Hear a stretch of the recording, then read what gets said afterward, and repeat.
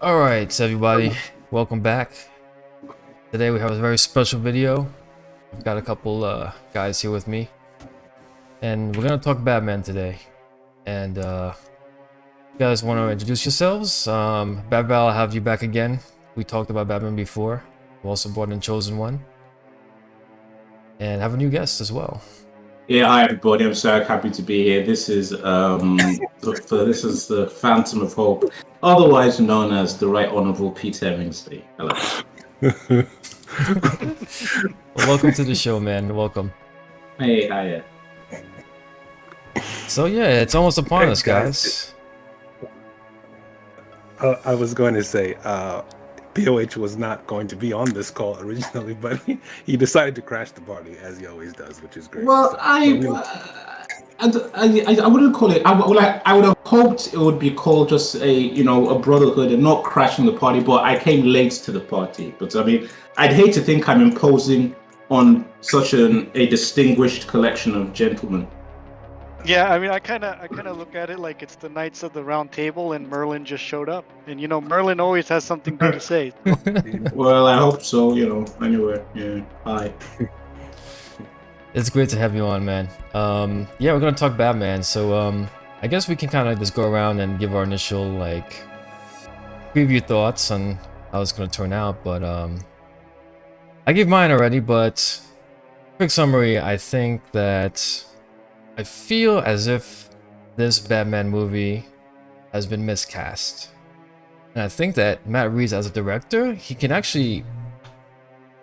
direct films pretty well, but I feel a lot of the issues I have are artistic choices and casting choices, and I feel we're gonna get a film that's gonna be kind of all over the place and kind of a little bit messy. So I don't know. That's my initial impressions of this thing.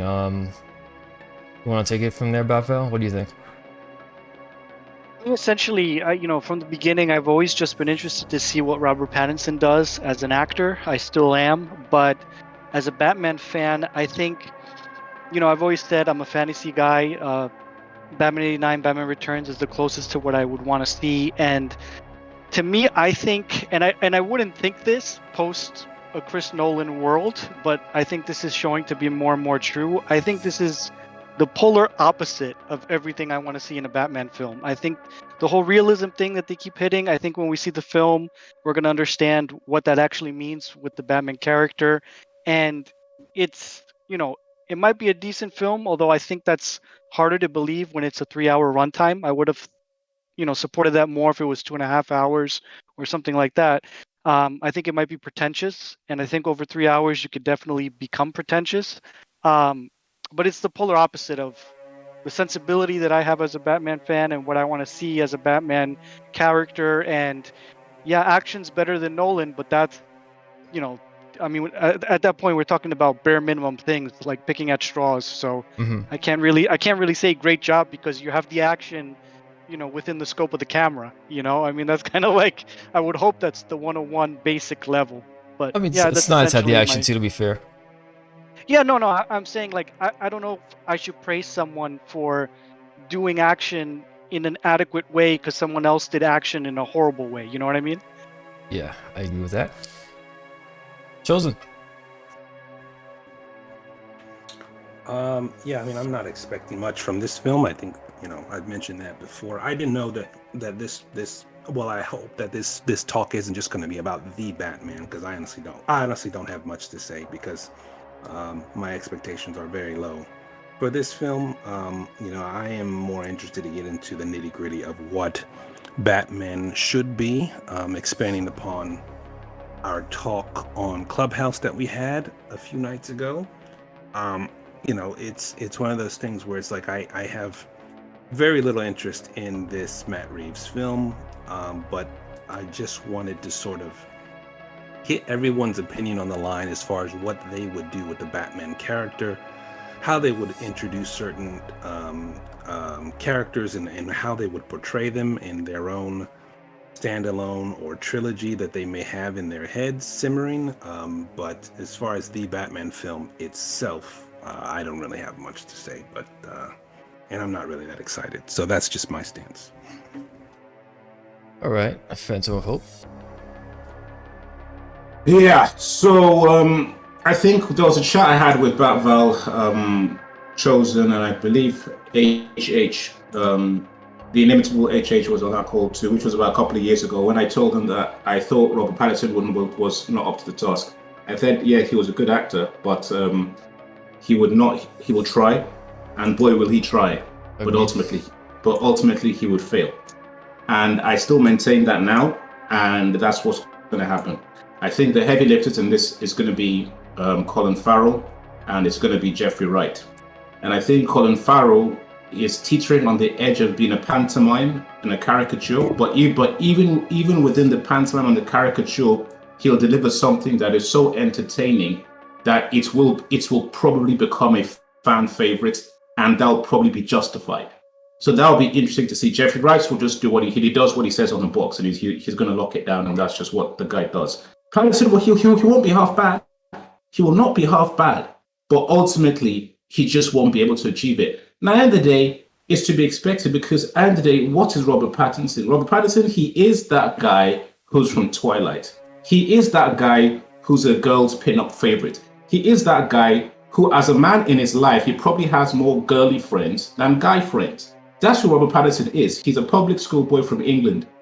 Well, if that is your profile, no matter how hard you try, you will not be able to deliver what he's trying to. You see, if he tried to just be like, "Oh, hello guys, well I'm just a Batman," that may be okay. He's trying to be interesting. He's trying to be edgy. He's trying to be alternative. He's trying to be scary. He can't do that because it's not within himself. Some guys don't have it, man. Some guys definitely don't have it. Yeah, and so that's on there. Then we come to Matt Reeves. I've told you about Lindelof, Orky, Kurtzman, Reeves, J.J. Abrams, and the team band leader, Michael Giacchino. I call them the Goon Gang because these guys are frauds. These guys are goons, and they're gangsters. They are creative gangsters. And they do the same thing with every project they touch. What is unique about well, not unique, what is expected about teams? With all gangs, you have the leader, who's J.J. Abrams. And usually the lieutenant, the second guy, is usually the most talented, but he's not the leader. The most talented of the Goon Gang is Matt Reeves. This guy is tricky. And when you see what he delivers with Apes, what he's now delivering with the Batman, it's visually very good. It's visually very good. But that is the great deception. That's the great poison chalice.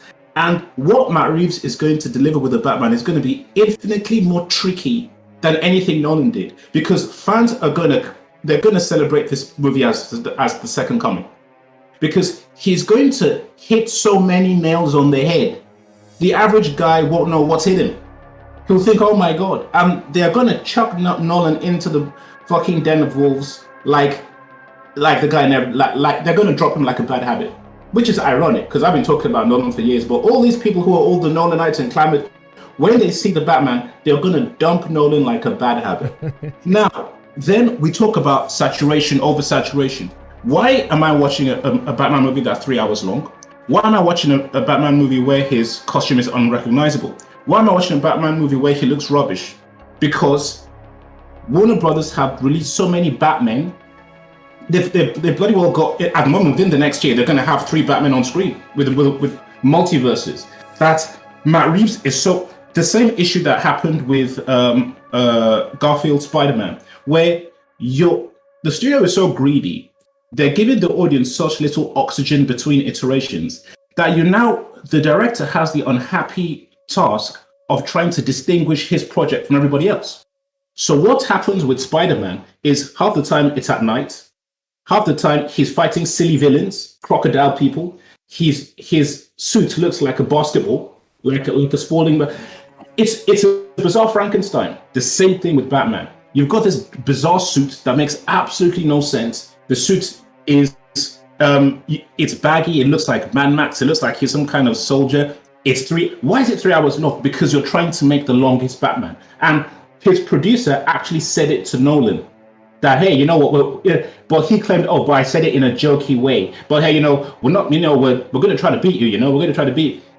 That's rubbish because he's saying it in a jokey way, but they're actually serious. They're so idiotic. It's a kind of competition.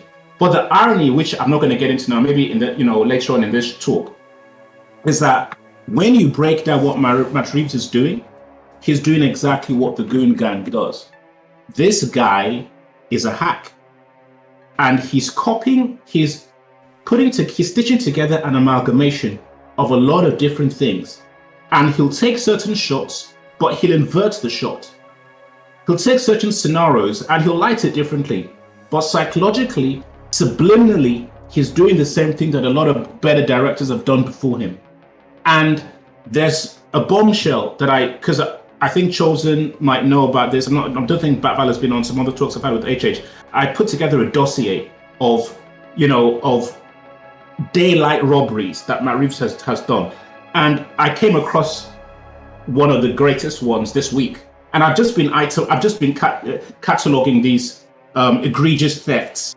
And there's something he's doing, and I think I've said it before, but this is quite obscene what he's done. And because I hadn't got into this deep investigations into the history of Batman and different scripts in the past, but I came across something that was rather quite shocking. So I'll leave it there, but I've sort of illuminated, I've given a very broad brushstroke fresco of the fact that Matt Reeves, I know who you are and I know what you do. Cheers. Damn. Well, yeah, I agree with most of what you said, man, to be honest. I just feel as if, man, I get the same feelings now when I'm seeing here that I got seeing The Matrix before it came out. Like, all this stuff that we're seeing just feels like stuff taken from other movies, man. Like, there's a bad trend happening right now with films where it's like they're taking all the best elements from movies that came before it and they're putting it in a new movie under a new context, and they're trying to sell you the same thing again. And I don't know, man. I'm not down for that, man. It's like the creativity is gone. Mm-hmm.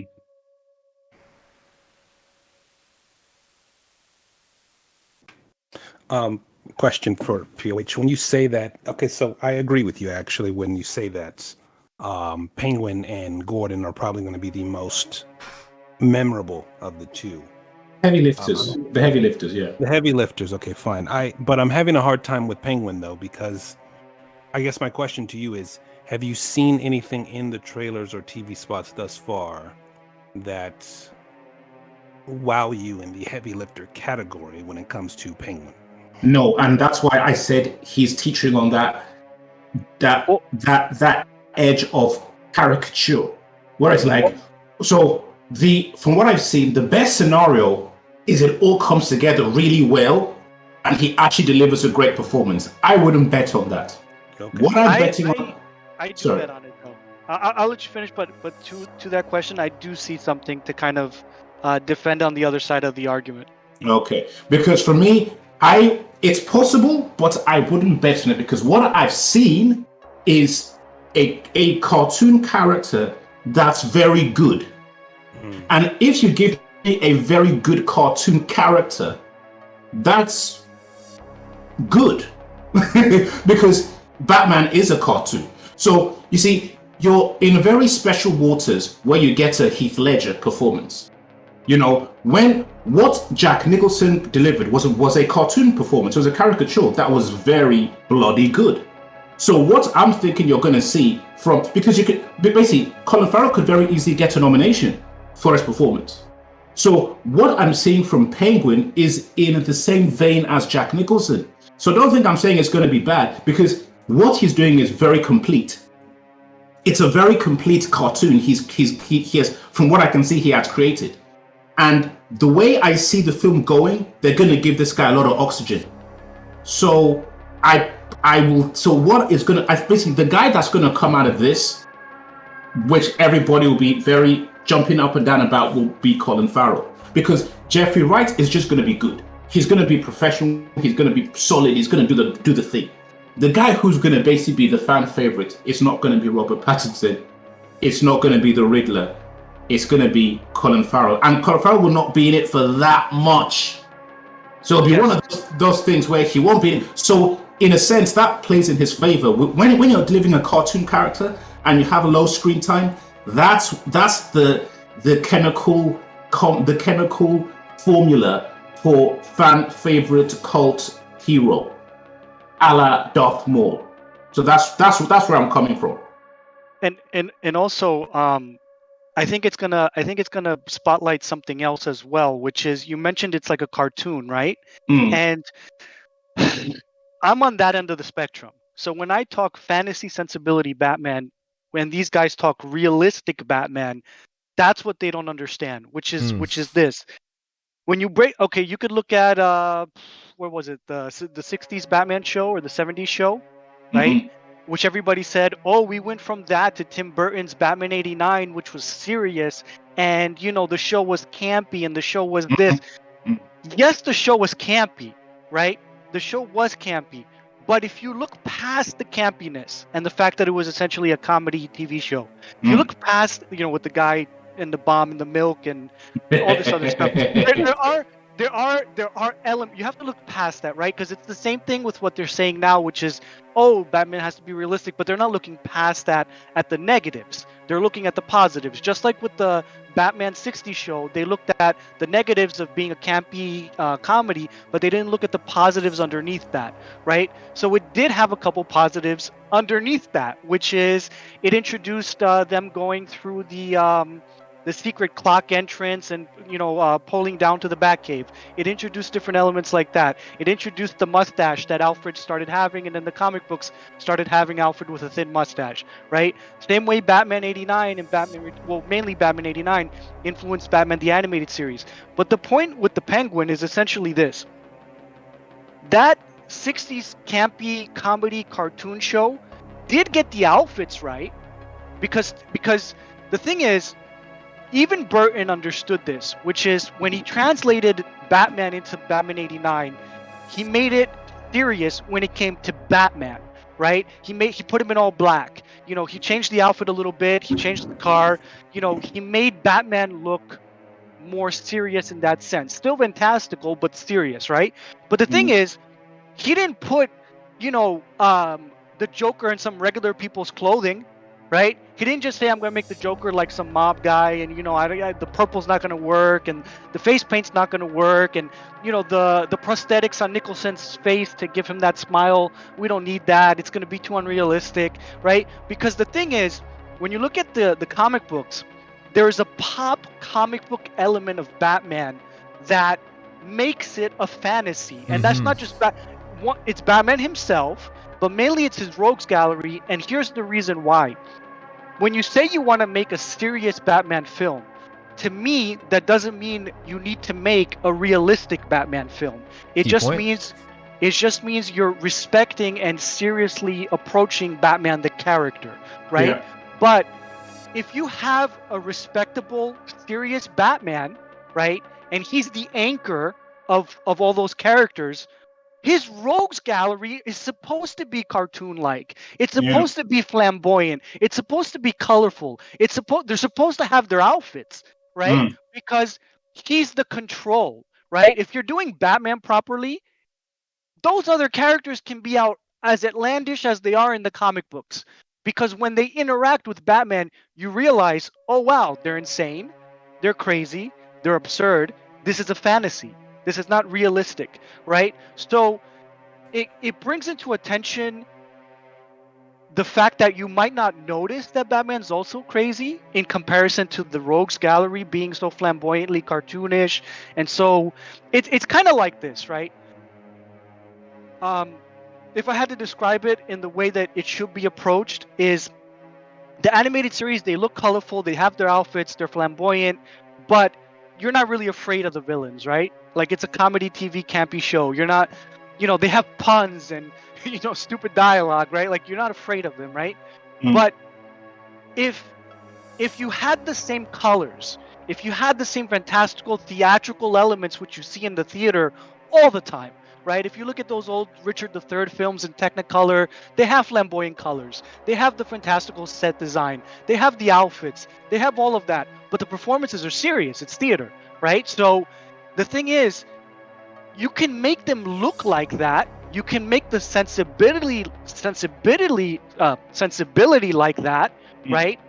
But then you should also have the undertone of, you know, a Joker while he's entertaining you and doing all these crazy cartoonish things like Tom and Jerry or whatever it is, stab somebody and kill them, right? Like the seriousness of the sleight of hand of, oh wow, like this is a this is a dangerous villain. Like I know I'm entertained by the performance and it's like I'm watching a cartoon, but the guy is like a psychopath, right? So it's almost like catches you off guard, right? Because if you think about it that way, like that's why I think the Penguin is harkening back to that cartoon, fantastical pop element, you know, sensibility of the fantasy films of, say, Batman '89, Batman Returns, the '60s, the '60s show, the comic books, like, and I seriously give props to Colin Farrell for this, because in the world all around him, where everybody else is doing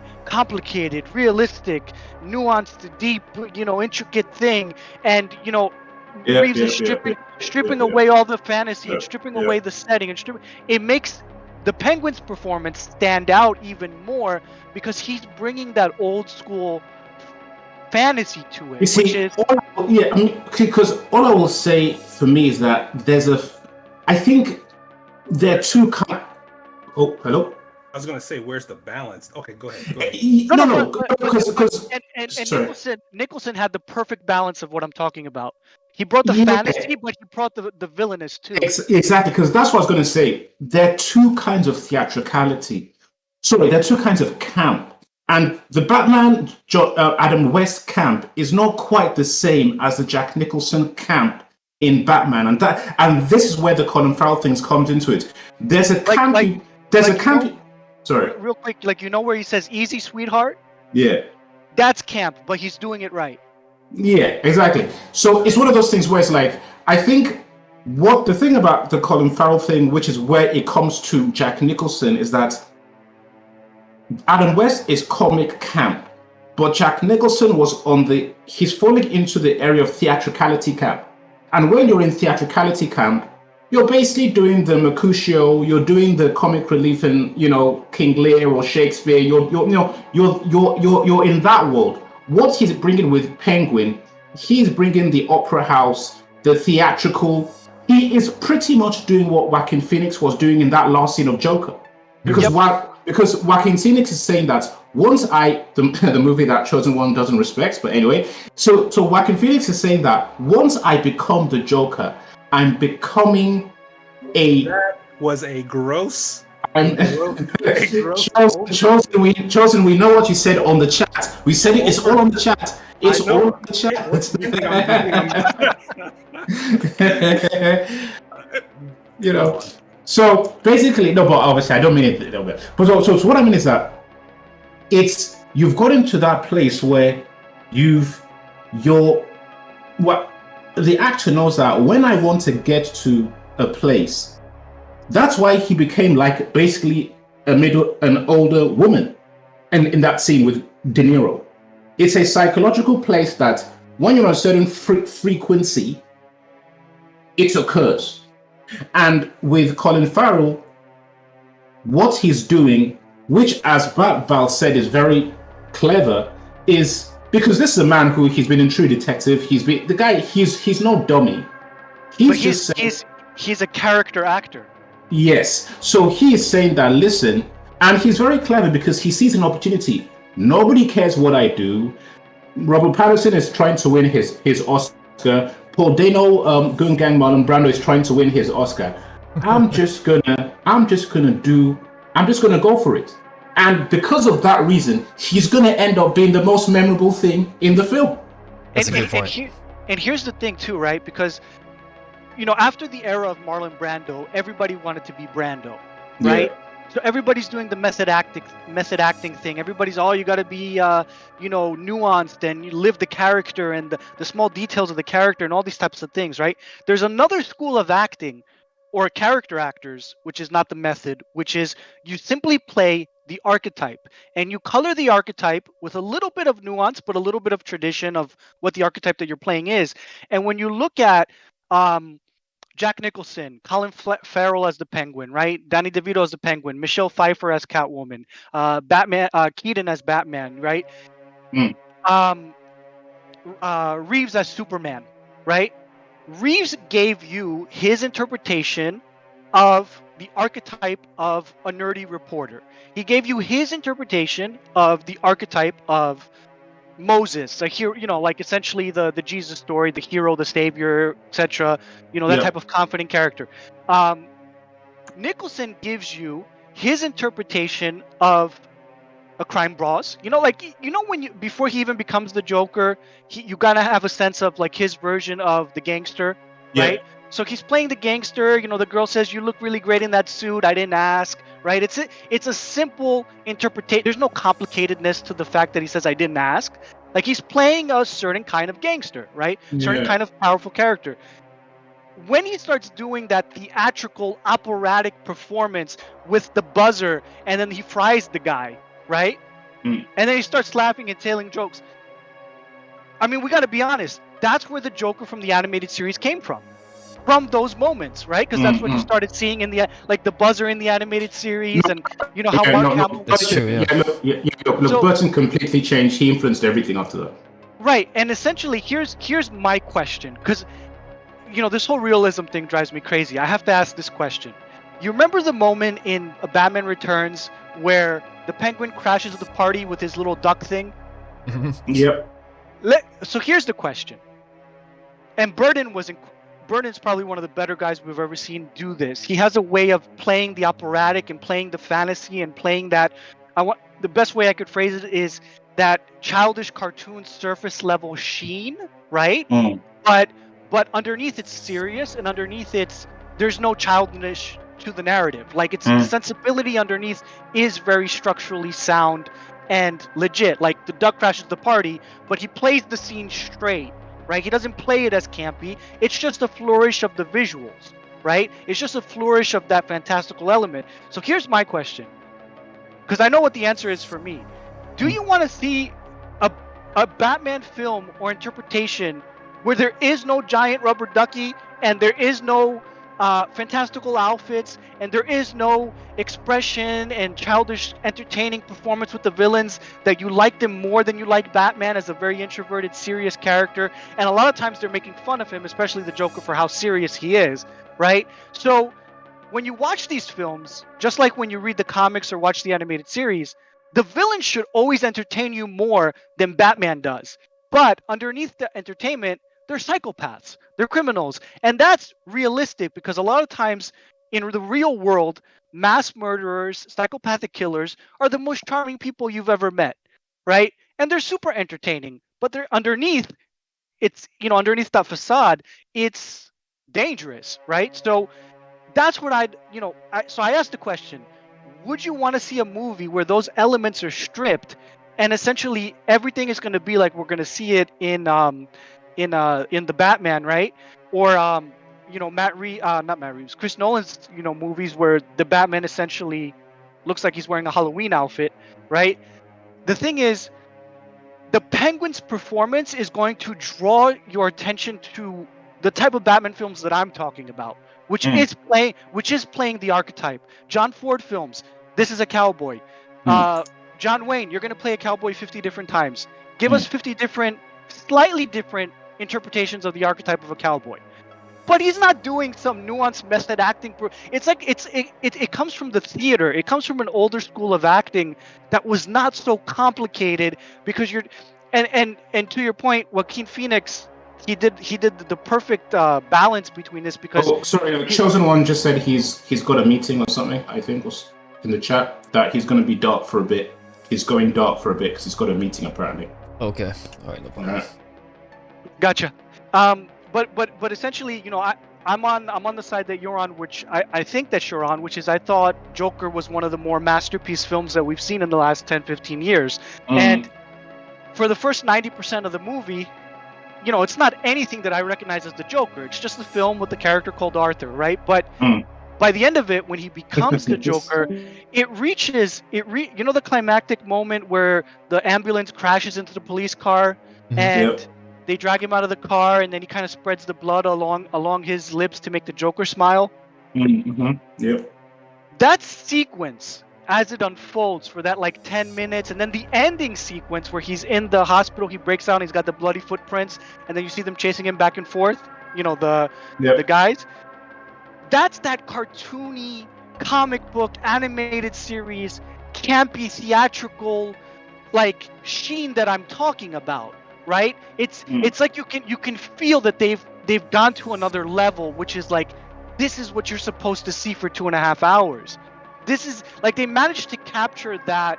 Like, if you look at the realistic performance as the first 90% of the film and the last 10% of the film, the operatic, the dramatic, the childish, like fantastical, like sensibility, right? You can feel where that can go if you did that instead of the realism thing. In a sense of, don't make everything laughable. Don't make everything childlike to where you don't believe it, where you don't buy into it. Just the sheen of the aesthetic of the imagery and the visual sensibility of the performances should be that. But You the see, narrative should be dramatic and serious, but not the sheen on top of that, if that makes sense. And Burton realized this probably better than anybody. yeah, I mean, see, for me, the thing is that I don't believe, and here's the issue with, and what I've been saying about Nolan for years. I don't believe we have ever actually seen a serious Batman. You see, the Nolan movies, he's trying to have his cake and eat it. He's trying to, because Nolan the man is Nolan the human being in his house with his wife, with his kids, the actual man that goes to the supermarkets, he is conflicted. His whole life, he doesn't know whether he wants to be an auteur, or he wants to be Michael Bay, or he wants to be James Cameron, or he wants to be Spielberg. He doesn't know what he wants to be, which is why his films are so confused. By the time you get to Batman The Dark Knight, what is this film? Because in the same movie, you've got a man saying, "I don't wear hockey pants." You've got in The Dark Knight Rises, you've got a man driving with an Acme bomb, with a big round circular. What he's actually got in that film is more stupid than anything Burton ever did. Let me ask you this question, right? Because I think all these directors that take the realistic approach, they handicap themselves and they don't even realize it, right? Yes. If you were dealing in the Batman '89, Batman Returns, or fantasy sensibility, operatic theatrical sensibility that I'm talking about, right? Let me ask you this question, and you probably already know the answer because you saw a giant rubber ducky in Batman Returns, and the outfits, and we know that it works, right? But here's my question: if you're not handicapping yourself with that whole realism thing, which is illogical and retarded from the beginning, because the Batman is a fantastical comic book, it's a child's fantasy, right? So you can't escape that. You can never escape that, right? So if in that setting you saw the type of villains that I'm talking about, and you saw a gigantic bomb and a Batman trying to break the code to solve, like, I'm talking about like a gigantic bomb in like a museum, right? It doesn't take you out of it like it does when you're watching Nolan's film, because you're in the fantasy world. It actually adds to it. Yes, that's the point I'm making. That the reason why it sticks out like a sore thumb in Nolan's movies is because Nolan's movie is confused. It is confused, and when the man himself speaks of his film, he says that The Dark Knight 3 was a war epic.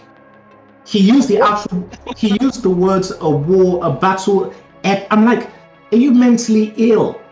Are you mentally ill? And then he calls Bane. Oh, and when he comes up against this militarist foe in this war epic, I'm like, see, and that's my point. Nolan is a man who he himself is at odds with Batman, which is why you hardly see Batman. You see him in the daylight. The guy wants us to retire from the start of part 2. He breaks the guy's legs, gives him an artificial leg in part 3. He's literally mutilating Batman from part 1, because Nolan, the person, Nolan brought himself to Batman.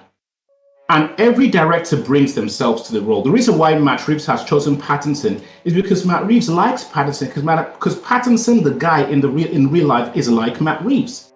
He comes from the same. He comes from the same social. Basically, Pattinson is a British aristocrat. He went to public school. He's whatever you call it. That is exactly who Matt Reeves is in American society. Then we look at Chris Nolan. It's the same thing he's done with Michael Caine. The same thing is done with the way he's drawn. Chris Nolan is uncomfortable with darkness. Chris Nolan, the man, is uncomfortable with the concept of an anti character, because Chris Nolan represents everything that is establishment in British society. Then you look at Tim Burton. Michael Keaton is an outsider, is an awkward person, just like Tim Burton is in the real world. Anybody who sees an interview with Michael Keaton knows that this guy is not the guy who's sitting at the cool table in college. That's not who Michael Keaton is. It doesn't take the brain of Britain to work that out. Same as Tim Burton. So all these things they're working together all the time.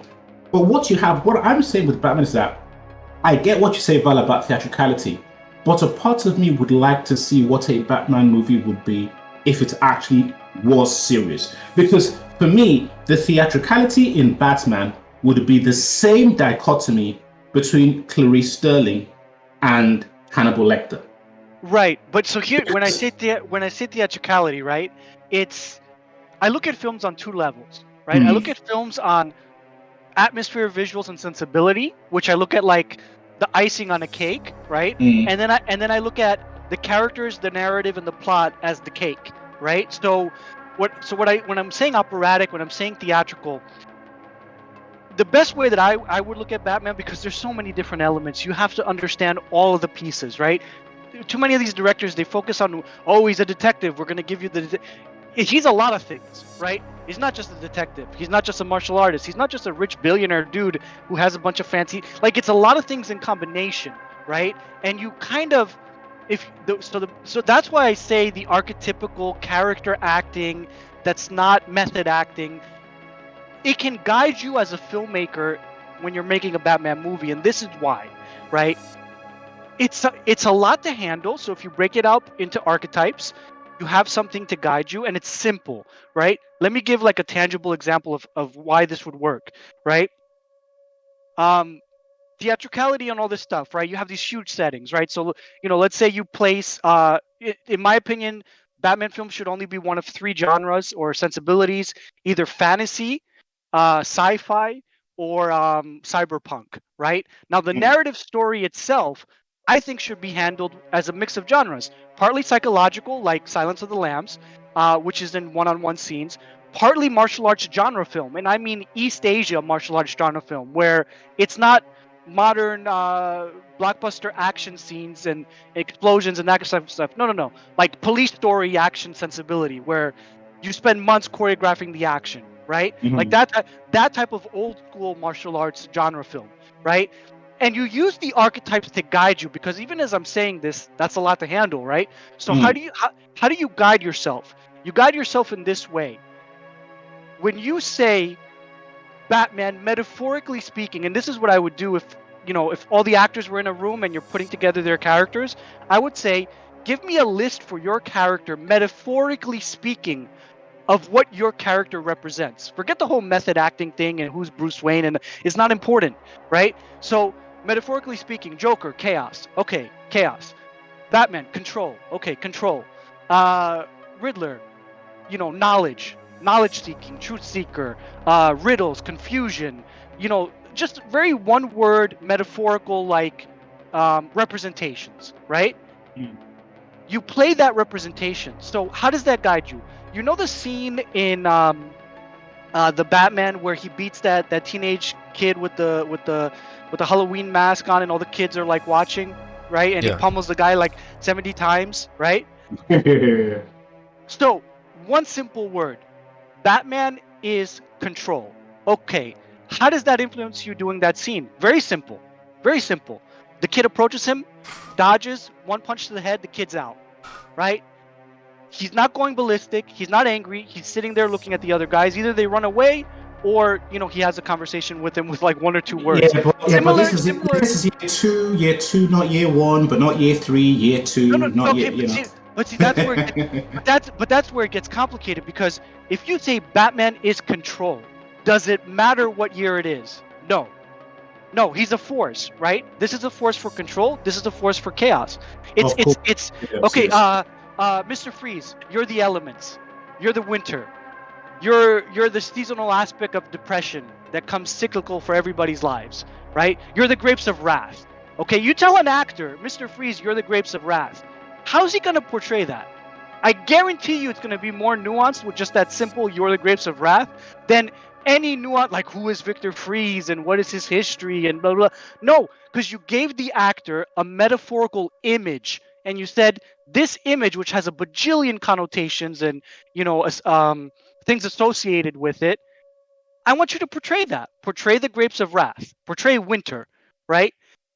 It's like a guidepost, right? It kind of guides you through it in an archetypical way, and that's kind of what the Penguin is doing. You're saying portray Italian gangster in the cliche, cartoonish way that you would play like a Goomba gangster, and that's kind of how he's doing it, right? It's like it's a performance. Like you can tell it's a performance, right? Which is Michelle Pfeiffer. It's a performance. Like there's nothing subtle about what Michelle Pfeiffer is doing as Catwoman. It's an operatic performance. There's nothing subtle about what Keaton or Nicholson are doing as Batman and Joker. They're operatic performances. Like that's just it is what it is. It's the theater. Like it is the theater, right? So what I'm saying is that when I say theatrical, when I say fantastical, when I say I might give you a Riddler that's dressed in a green suit with a bowler hat and a cane, and he'll have like his black eyepiece. I'll give you a Freeze that's in a container, with the red goggles from the animated series, right? Because to my perspective, if you take away all those visual elements, all that atmospheric, fantastical sensibility, that's It's a big part of the loss. fun. That's It's a big part of loss. that's the gloss. That's the fun. Like you're making it boring. You're making it see for me, and here is my thing, which is like Batman ultimately is exactly what you've said, Val. But there's a part, and I had this discussion with the Merc in 2002 when it was first announced, before they even put a single frame to camera, that the guy from American Psycho, the guy from Equilibrium, was going to be teaming with the guy that did Insomnia to do Batman. We had the conversation that, listen, we know what Batman is, but we wanted to see something that wasn't Batman.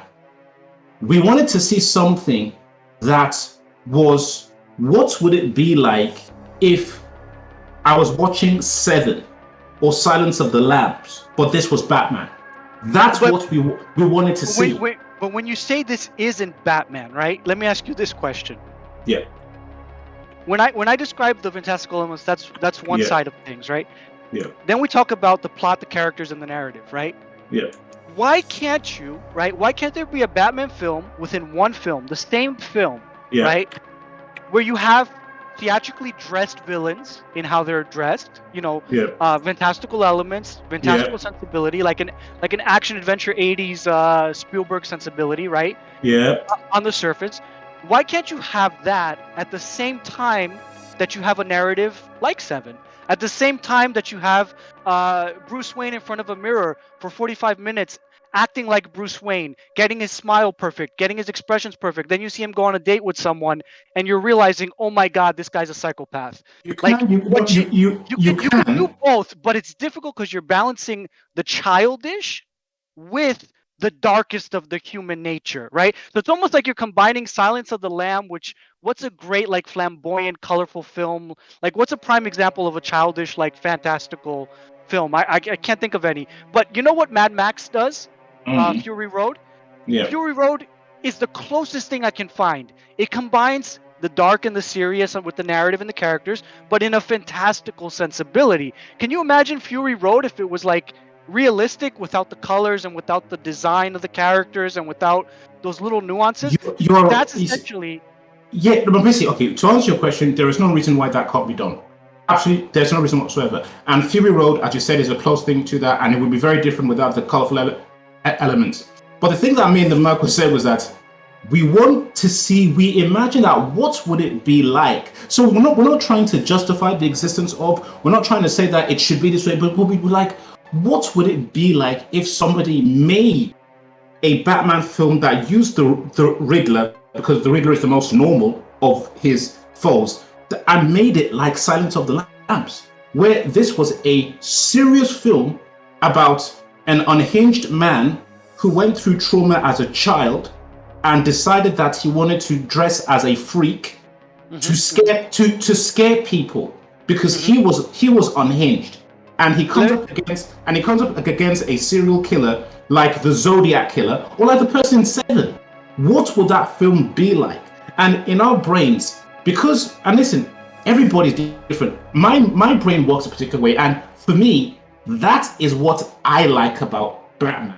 It doesn't mean that it's validated or it's the right way to go about it. I imagine what would that experience be like to watch Silence of the Lambs, but it's tackling seriously disturbed people that do horrific things. So let me ask you this question. Keep that thread, right? Right. If you were making this film, what would you do with the Riddler's outfit and what would you do with Batman's outfit?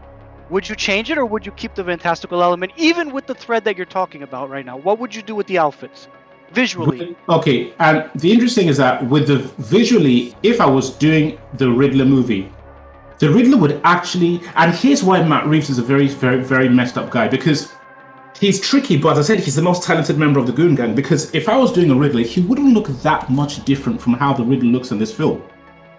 But there are a couple of things that Matt Reeves has done to the costume he's given the Riddler that make the Riddler look stupid. If he dialed down a couple of things, that is what I'd make the Riddler, because that is kind of what Kevin Spacey looked like when they chased him down the corridor in Seven. So it's not that far. Now, then we look at Batman. If I made a Batman costume, it would look absolutely nothing like that crap. It would look nothing like. He easily has the worst costume that I've ever seen. But with the costume for Batman, would you go fantastical even though you're doing a Silence of the Lambs thing, or how would you balance that sensibility, or would you make it more realistic? You see, here is the thing about why I'm the theatricality in a Batman. In the real film that I want to see, the person who would be theatrical would be Batman, because every time you see Batman, he would be like the devil. So the way I would depict Batman to the audience would be freakish. So the audience themselves wouldn't even really know what he looks like. The audience would see the effect Batman has on people. So Batman would be, so it would be like you're watching a movie like Dracula, like Bram Stoker's Dracula, but obviously that was even went quite campy. But it'd be like, what would it be like if you had a man in the world who understood theatricality, understood fear, understood horror, and he used smoke, he used voice synthesizers, he used chemicals, he used windows, he used darkness, he used every element he could to create a certain effect. And obviously okay, I got you. So where I say I would make everything around him fantastical and him the control, you're inversing it to, for example, you would have like criminal POV shots where they're looking like a fantastical creature and like an interpretation of Batman, and then outside of that interpretation, you have a Silence of the Lambs style narrative playing. Yeah. So it's almost like you're flipping it to where you're making the film the control and Batman outside that control. Yes. Gotcha. Okay. But that still takes an understanding of, like, to be able to do with where I would say I would go with it, or where you're saying you would do with it. It's the same understanding. It's just you're using a different technique, but it's essentially the same thing, which is a balance between the fantastical and the realistic. Yeah, but the thing is that Batman wouldn't be fantastical. If you understand what I mean, like, it would be like, okay, if you go into a dilapidated building. It would be like the impression of Batman is fantastical. Exactly. Basically, it'd be like, if Batval the man walked into a bad part of the neighborhood tonight, and he went into a dilapidated, empty building in a warehouse, what could somebody do that would scare him? If Batval walked into an abandoned, or Infinity's Limits walked into an abandoned building tonight, and he saw me, and I ran past him with a massive black cloak, and I flipped it over his head, and before he turned around, he saw nobody, and then from the back of his head, he just heard somebody laughing. He'd shit his pants. You would shit your pants. It's essentially the quintessential, whenever we watch a horror film and then you have the lights out, you look at all the corners to see if you see anything like run by that you can't identify. It's like the classic shadowy figure runs past you. You don't know what it is. Like Batval. Okay, remember that the last scene. The last scene in Silence of the Lambs, where she has to put Oh, the that guy scene was knocks so up. good. Exactly, like Buffalo Bill knocks out the lights, but Buffalo Bill is looking at her through his infrared, but she doesn't know where the hell he is. That's that's the real world. There's no theatricality or fakeness that is very real. It's very real. So And the moment where Hannibal Lecter hangs up the phone and then disappears into the crowd, like when that is very real. At the end of the film, yeah. Very real, very real. So for me, it's like it's one of the things that you can have. My concept is that you can see, you can have a scene where I'm not saying that you hide Batman forever. You can have a scene in a movie, and I'm not going to go in too deep because I usually don't like to go too deep into my creative process. But it's like the concept of looking at a man, and this is what Chris Nolan touched on. Because I said with all these guys, they're not dummies. They do have some abilities. If I saw a guy, the lights were off, and all of a sudden the lights go neon bright, and in the middle of the room I'm looking at somebody in a jet black costume with horns, I'll shit my pants. So it's not about dark and we can't see, who's there. How do you, what is the psychological thread to achieve horror? If you walked into a room and you were living in South America and you came home at night into your hotel room and you're in a place where they have bats and you turn on the light and there's a big massive bat on the wall, you'll shit your pants. So your take would focus very much heavily on horror, right? Of course. So it's interesting because when you just said horror and you just described it how you described it, it actually, like, you phrasing that informed more of my take, which is you mentioned the horror of like the shadowy figure, everything happening so fast, it can't identify. And when you were saying that, it colored my interpretation, because would you say that horror and awe, or like AWE, are opposite ends of the same polarity? Like, you're horrified by something and you're in awe of something, right? So awe is like the shock and like stunning, like, paralysis of something being so incredible and great. Horror is the shock and stunning paralysis of something being so horrible and not great, right? Yeah. Horrific. So it's like, when you said that and you said the shadows and everything happening so quick, it's like, a light bulb went off, because it's like, oh wow, okay, so this, in my interpretation, the spotlight is on him. He's on the stage. It's huge, the stage. The fight is going to be drawn out. It's not going to be quick. You see everything. You see Batman. You see 50 thugs. You see 100 assassins. So it's almost like when you said the horror, I was like, okay, this is the horror. This is the awe. But it's the same line. It's still the same line. It's still the same sensibility, if that makes sense. It's the same emotion. I would say horror and awe is the same emotion, just a positive and negative charge, right? So it's like, when we say it that way, it makes sense. But the way that they say realistic is not the way that you just described it. The way they say realistic is they strip different elements of the character, they put it in a city that we recognize, right? And that's essentially what they mean by realistic. Yeah, and that's why I said that I've never seen a realistic Batman film. And what I described is what the Merc and myself, 15, 20, whatever years ago, in our minds, that's what we thought we were going to see. Like, it's like, that's what I want to see is what I described, which is basically Seven. It's basically Silence of the Lambs. That's what I want to see as a Batman film. And as much as everybody talks, oh, we're so serious, oh, it's so real, none of these idiots, none of their brains can go there. Because I'll tell you something, and I'll tell you something, Val. The person who basically did that, the guy who actually did that, was Todd Phillips. Yeah, no, he was. Exactly. He came so close to that. Yeah, because basically, if you give Todd Phillips Batman, that's exactly what he would do. That's exactly what he would do. Because Joker, because he's a lot of comedians have that darkness. No, come on, that's standard, man. So look, most people, the best comedians, Jim Carrey, all these guys, you go home to them, you see that these guys are depressives. That's the way it works. And at the end of the day, if Todd Phillips said he said, okay, I want to do Joker, and he had a particular take, and this guy took that take and he stuck to that take. If Todd Phillips said, I want to do Batman, I guarantee you're going to get something within 80% of what I said. That's such a good you call. know. Yeah, so yeah. Sorry.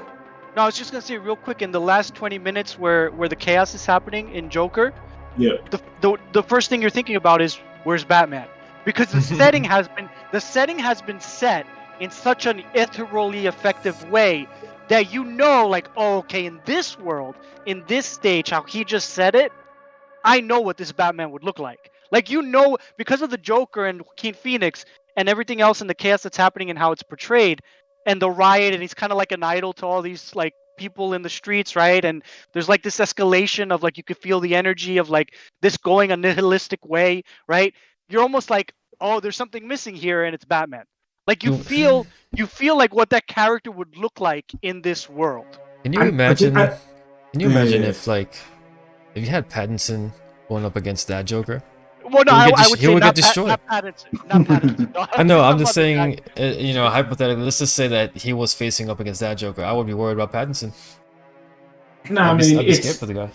It's because I was because what I did actually want to mention to you guys was the which didn't.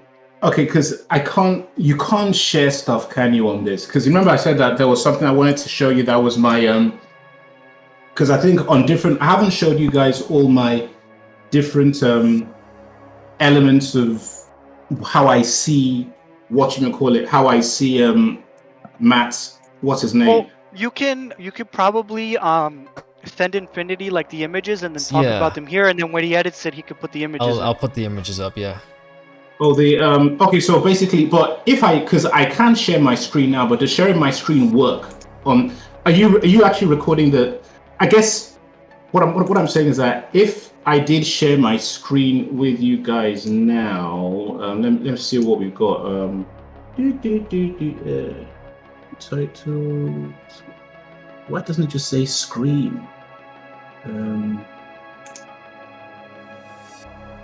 It's just streaming. Go. What's your stream? Stream resolution source. God. I'm just trying to work out how exactly screen share. Streaming channel general. Notify my friends. Stream quality. Something the resolution. Go live. Can you see this? Does that work for anyone? It says watch stream. Yeah. Oh, I think I could see it. Oh yeah. You could share your screen on this. There's a share screen feature. Oh, nice. Okay, yeah. Here we go. All right. So why is it paused? Okay. What can you guys see now? Nolan and Reeves, the staircase. Okay, fine. So here is what I've chosen one on other people before, because I told you I'm putting up a dossier on what Matt Reeves is doing. You can see these shots. Here's the clever trick he uses. Can you see my cursor? My pointer? I don't see it now. No. Okay, fine. Okay, that's super. Anyway, you can see the bottom shot is Matt Reeves from the shot in Matt Reeves' trailer of that, and the top one is Chris Nolan from Batman Begins. And you've seen what he's done there. It's the same sensibility, the same psychology, but he's inverted it. Yep. Bale is coming down, he's coming up. Then we have the well-known Tumblr car chase where he's going in Begins and then he smashes through the barrier. But as you can see, it's from the back in Batman Begins, and the bottom you have the same thing with Reeves, but he's shot it from the different side, but it's the same psychology. Beast of a car, he's on the chase, he's smashing through things like he doesn't give up. Now we've got this well-known scene, which the one where Batman has now arrived in Gotham, the top one in Nolan, Batman Begins, where it's from far away and he's surveying the city and it's playing Lazarus, Hans Zimmer, blah blah blah. We all know that scene in Batman Begins. Below is the same shot, the same concept. He's standing on a ledge but he's done it from the back, from a reverse shot. And it's at that same time of day, which the magic hour, dawn, dusk. It's the same thing. And then obviously in the Reeves shot, you then see Robert Pattinson dive off and he goes into his kind of abseiling thing. And you actually see it from the reverse angle. And when they show it from the reverse angle in the Reeves one, you actually see that, yes, he is on a ledge that is just a little bit removed from the building. He's obviously jumped off to get onto that ledge. It's the same psychology. Now we have the fighting, as you can see. Color correction is the same psychology. Same psychology. In the midst of the bad guys, misty, dark, brownish, greenish, whatever you call it, the same thing is going on here. Then we have, I've shown you these guys on the chat, Mad Max Interceptor. Matt Reeves' car. It's actually the Interceptor looks a little better. Oh, of course it does. A little smoother. And as we've seen, when you actually see the trailer, when the guy is upside down and he's walking towards him, it's a scene from Mad Max. It's a Mad Max shot. And which brings me to this shot, which I don't know if you guys have seen, which is the shot from Mad Max Part 1, where Goose is on, he's upside down and he's about to get the petrol poured into the car. The exact same thing going on. See, that's why, guys, I'll tell you that when I say Gooner Gang, I'm not joking. I know what I'm talking about. Now we come to Exhibit 7. Here's Part A. Here, if you can read this, these are the words from the man himself, Matt Reeves. He says, the Nolan films established the Batmobile as a tank, which was a brilliant idea. But I thought, nobody else, me, I thought, wouldn't it be cool if this guy is a loner and a gearhead, like a mechanic kind of guy, and he fashioned these things by himself, taking parts of the other cars and kit cars, so it's unrecognizable as a car, but it's like a muscle car, one that he's made himself. That's what Matt said he thought, right? Batman is not a mechanic. But regardless of whatever it is, here, that's not the point I'm about to make. My point I'm about to make is that this is what Matt Reeves is saying was his idea. Now, I know where you're going. Okay, now I'm going to show you what the breakdown is from a certain friend of ours. What his take was from the year 2000, 1999 or something. What he was going to do with Batman. Boom. There as it is. As we can see, Bruce loses his fortune and becomes homeless. I think Andy Serkis says at some point, you keep this up, you're going to lose everything. The Batmobile was a modified car in a garage. Selena Kyle would have been African American. The Batmobile would have been a Lincoln Continental.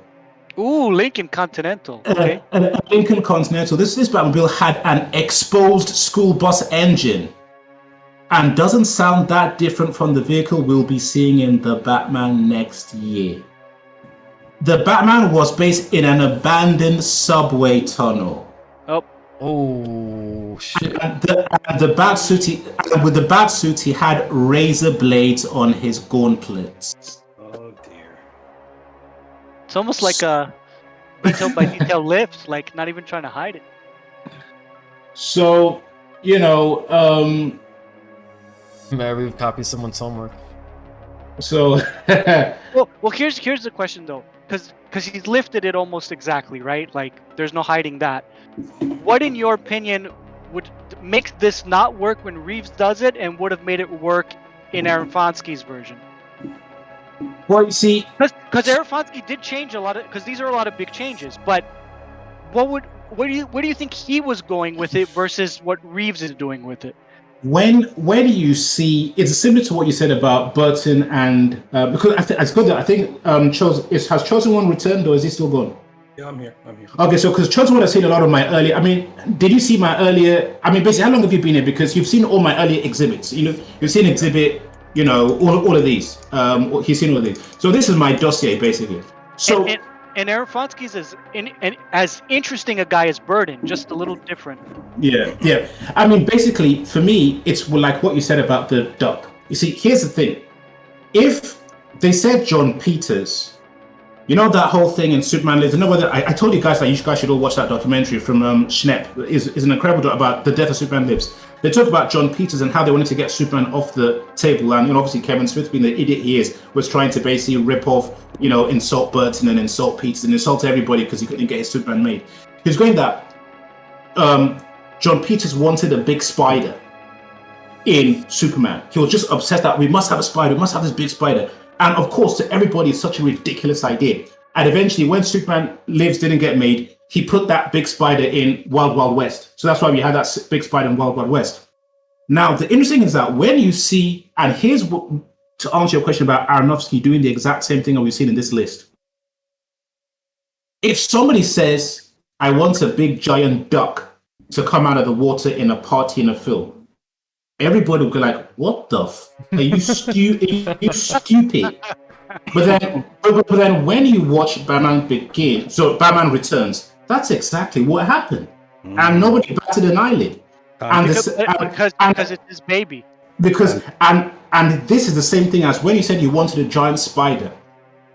You tell Burton I want a giant spider, he'll give you a giant spider. And when you see the concept art for Superman Lives, he was going to make Brainiac a spider. Man, that movie looked crazy.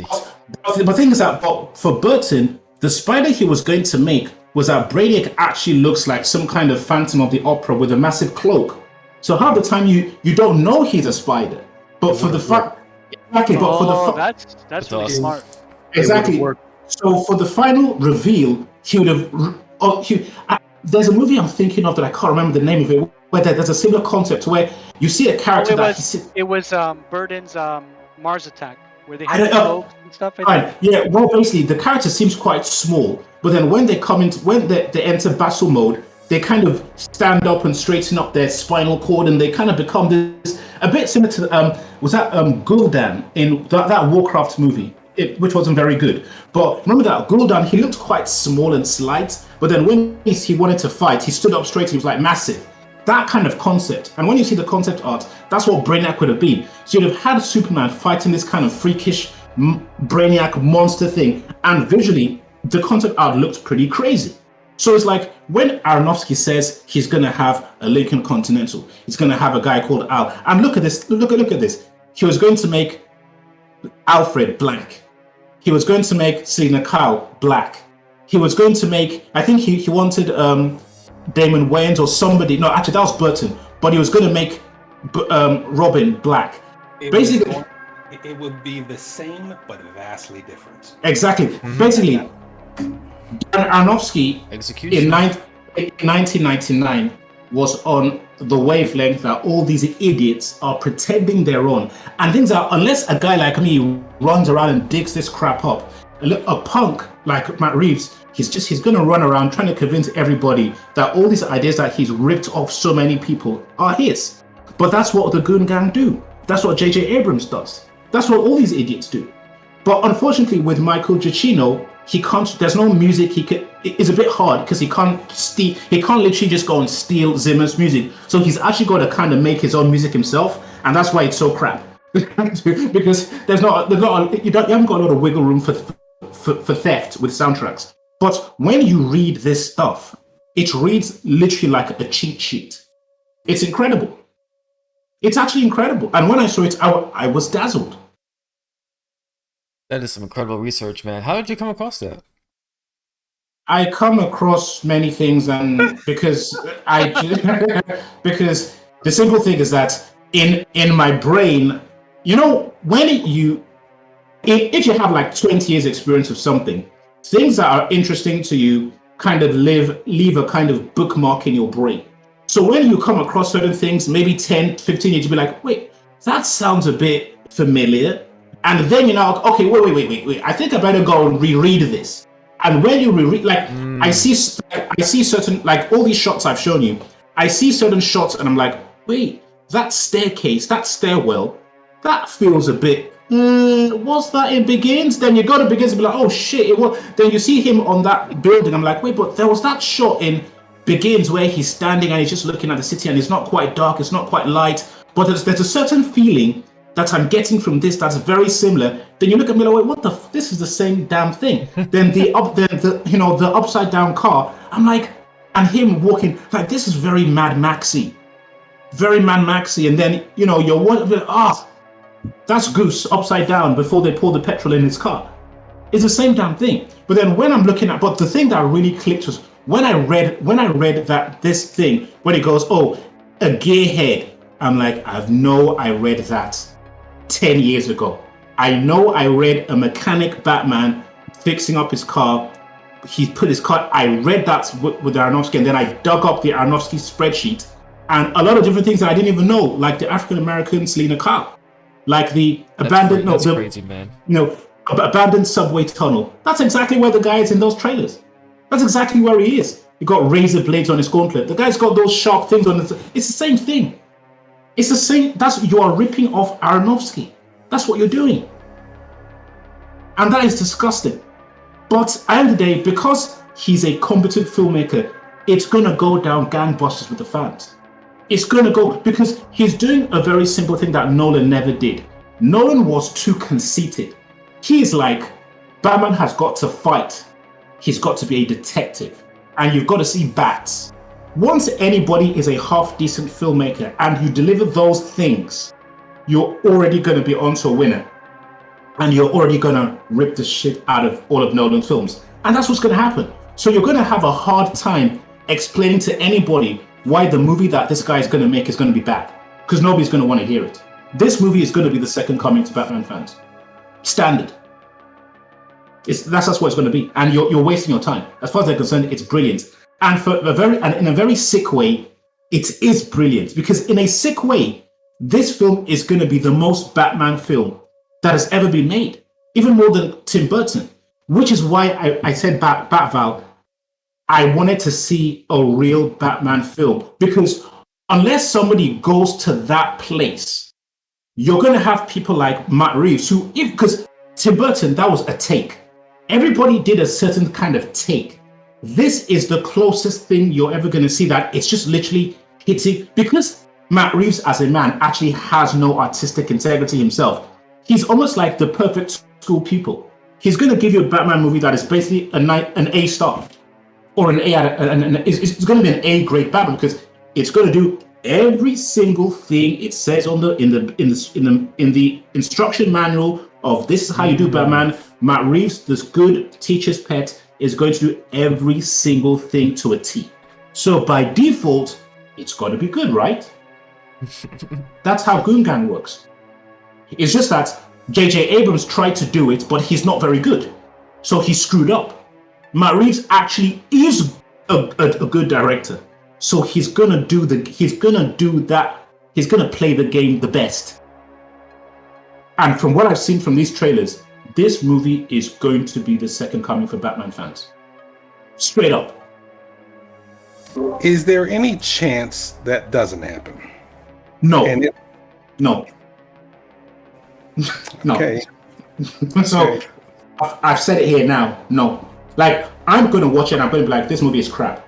The Batman fans, this movie, they are going to swear by this film. They are going to swear by the Batman, Matt Reeves. It's like the same thing where if you criticize Nolan's films to certain people, you couldn't even have the argument. Oh man, Like it was automatically like masterpiece level. So like if you were a certain kind of Batman fan, you were almost alone. Like you versus the mainstream Batman fans. Val, but the thing I'm saying is that those same fickle, fair weather fans are the same guys who are going to say how rubbish it is and how this is the true Batman. They'll turn on him. That's how these guys think.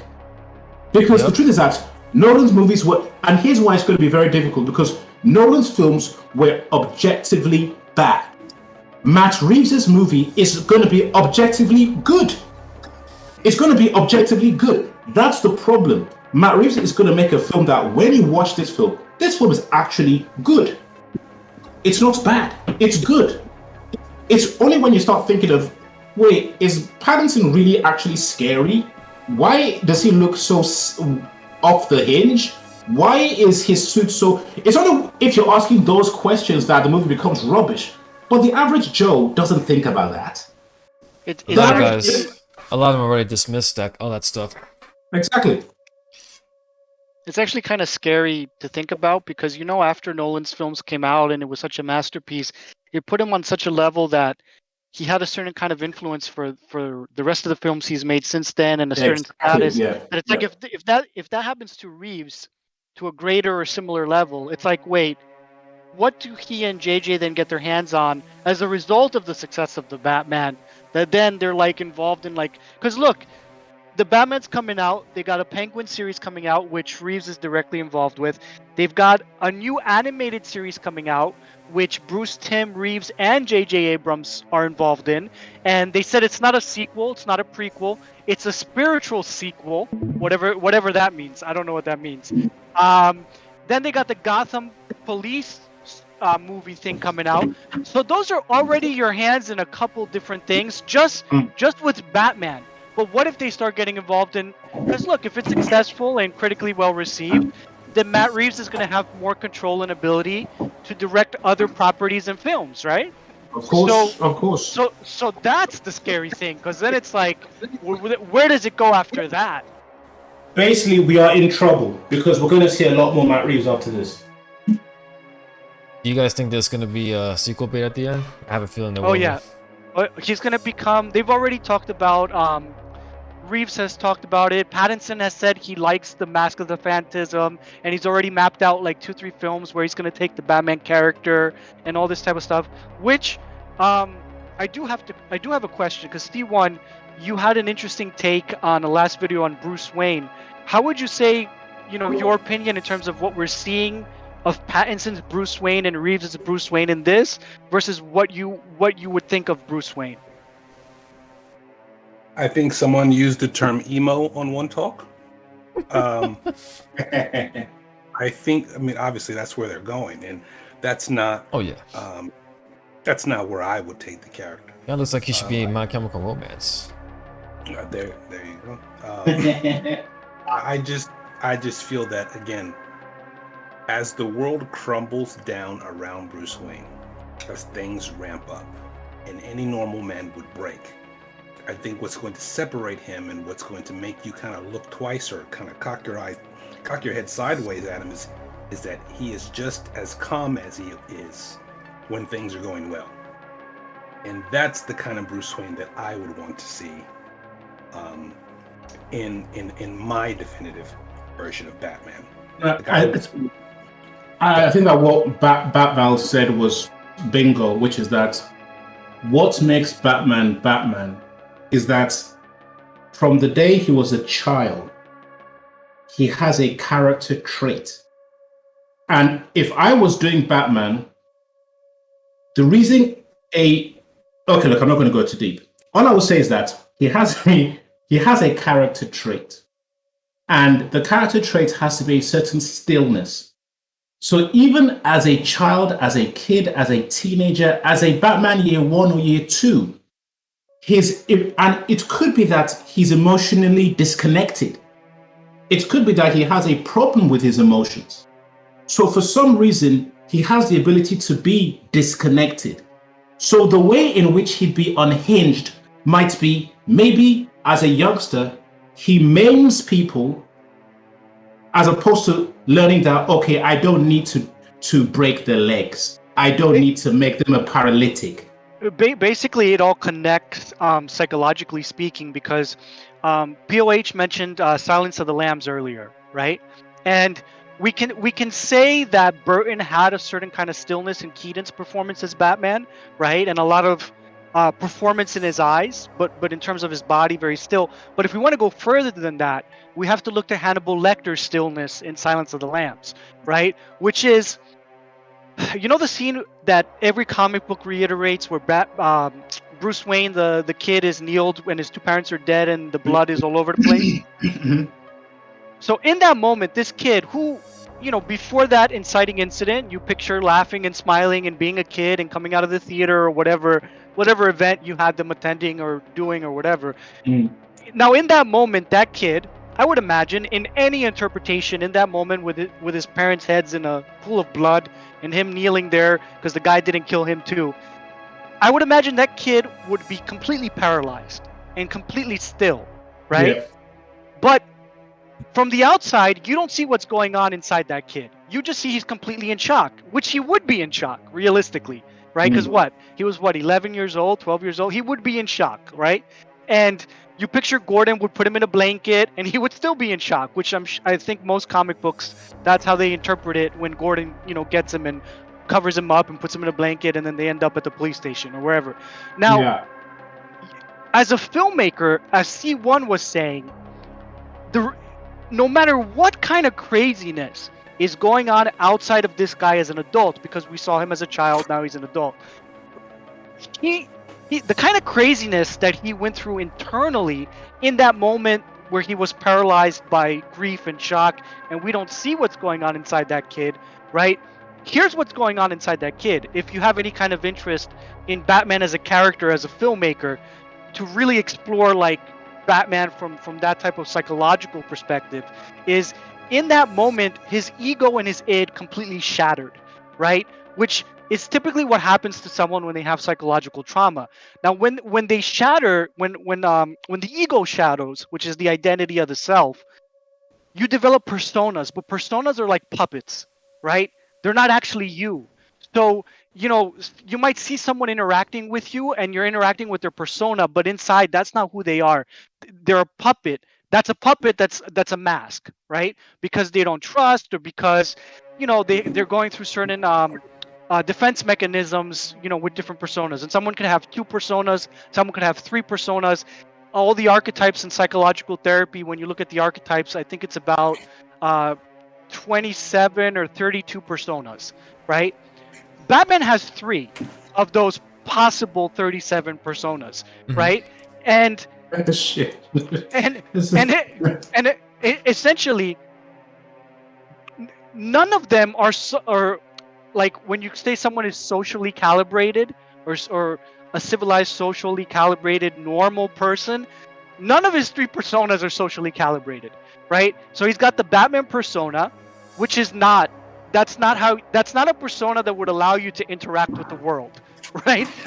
That's a persona that allows him to interact with the criminal underbelly of Gotham, but it's not a persona that's going to give you a normal life and a place in society. It's going to get you a job, basically. Yeah. Right. It's a persona that's it's not functional, right? It's not functional. So then you have the Bruce Wayne that he shows Alfred, which I would argue is still a persona, and Alfred is fighting all the time that he knows him to get past that, to get to a deeper Bruce Wayne, which I would argue, if you want to make it a tragedy story, should never happen.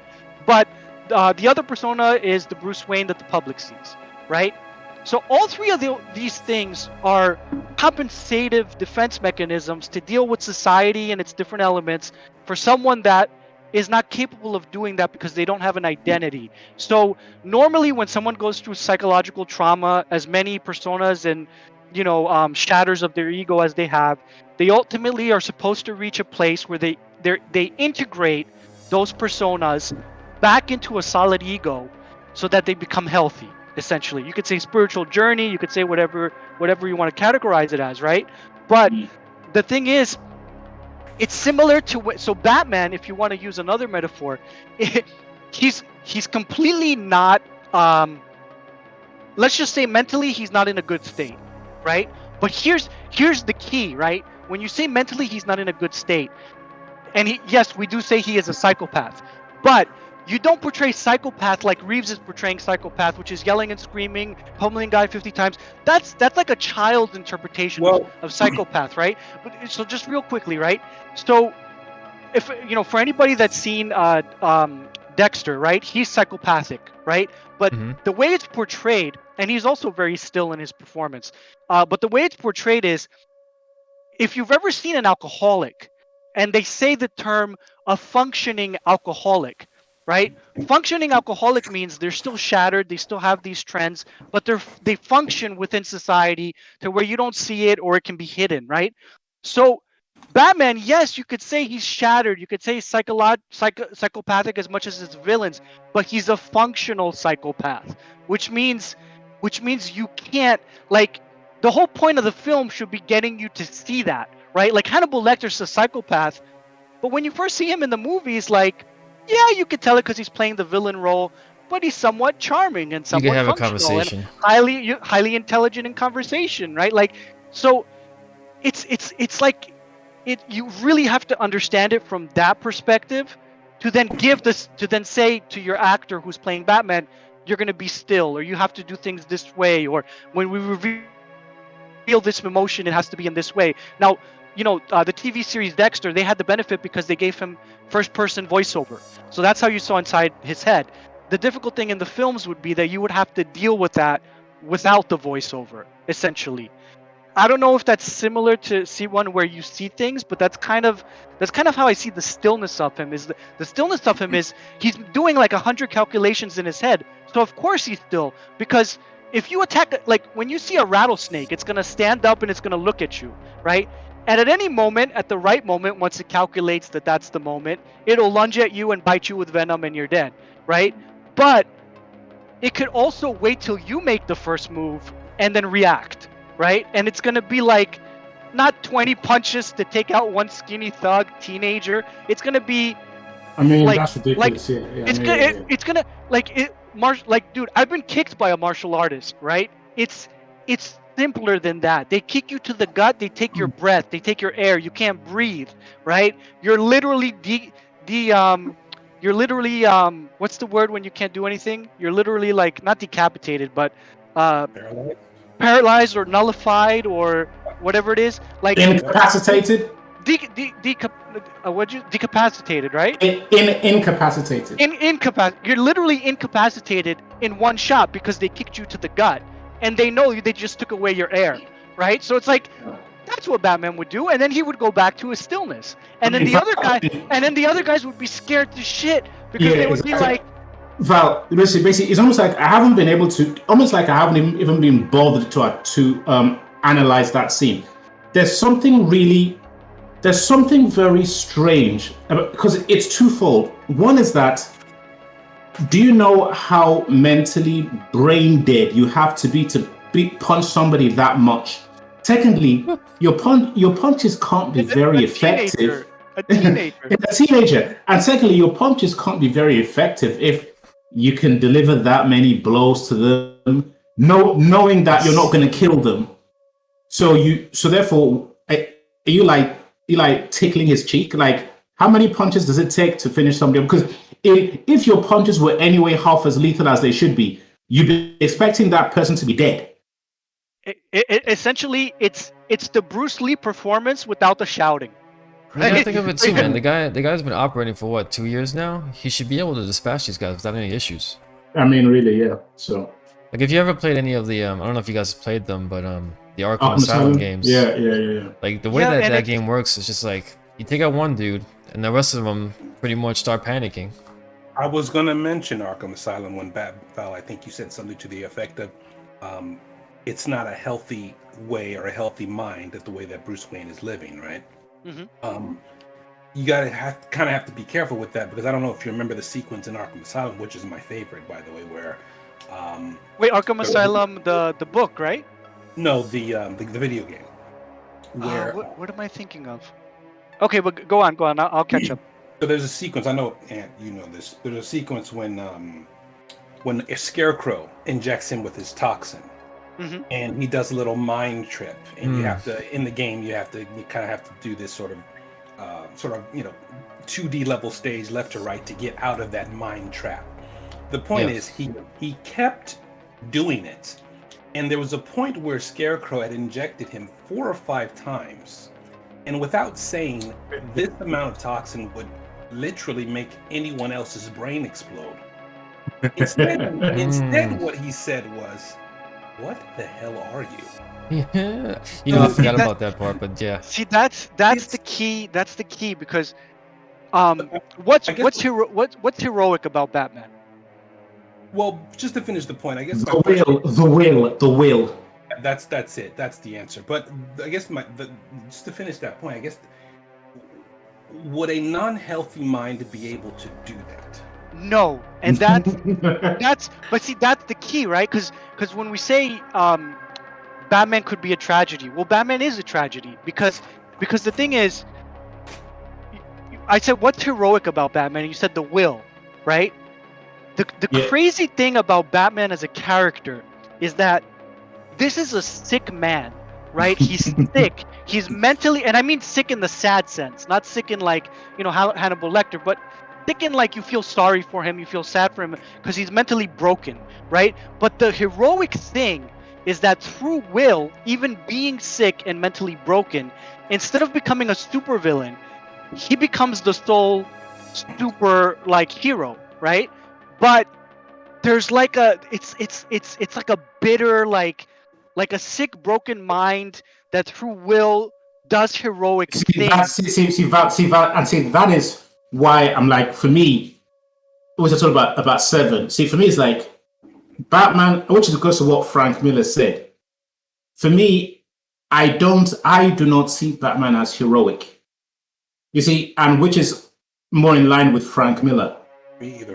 For me, and as Frank Miller has said, and there's some in Hush, Batman Hush. There's a certain line where he's getting older and he's swinging through the city and he's pissed off because parts of the old city, when he steps on a gargoyle, the gargoyle breaks because the city's old, and he goes that what the hell, my city is giving up on me. I think Okay. for me, and what Frank Miller said, Batman it's self-serving.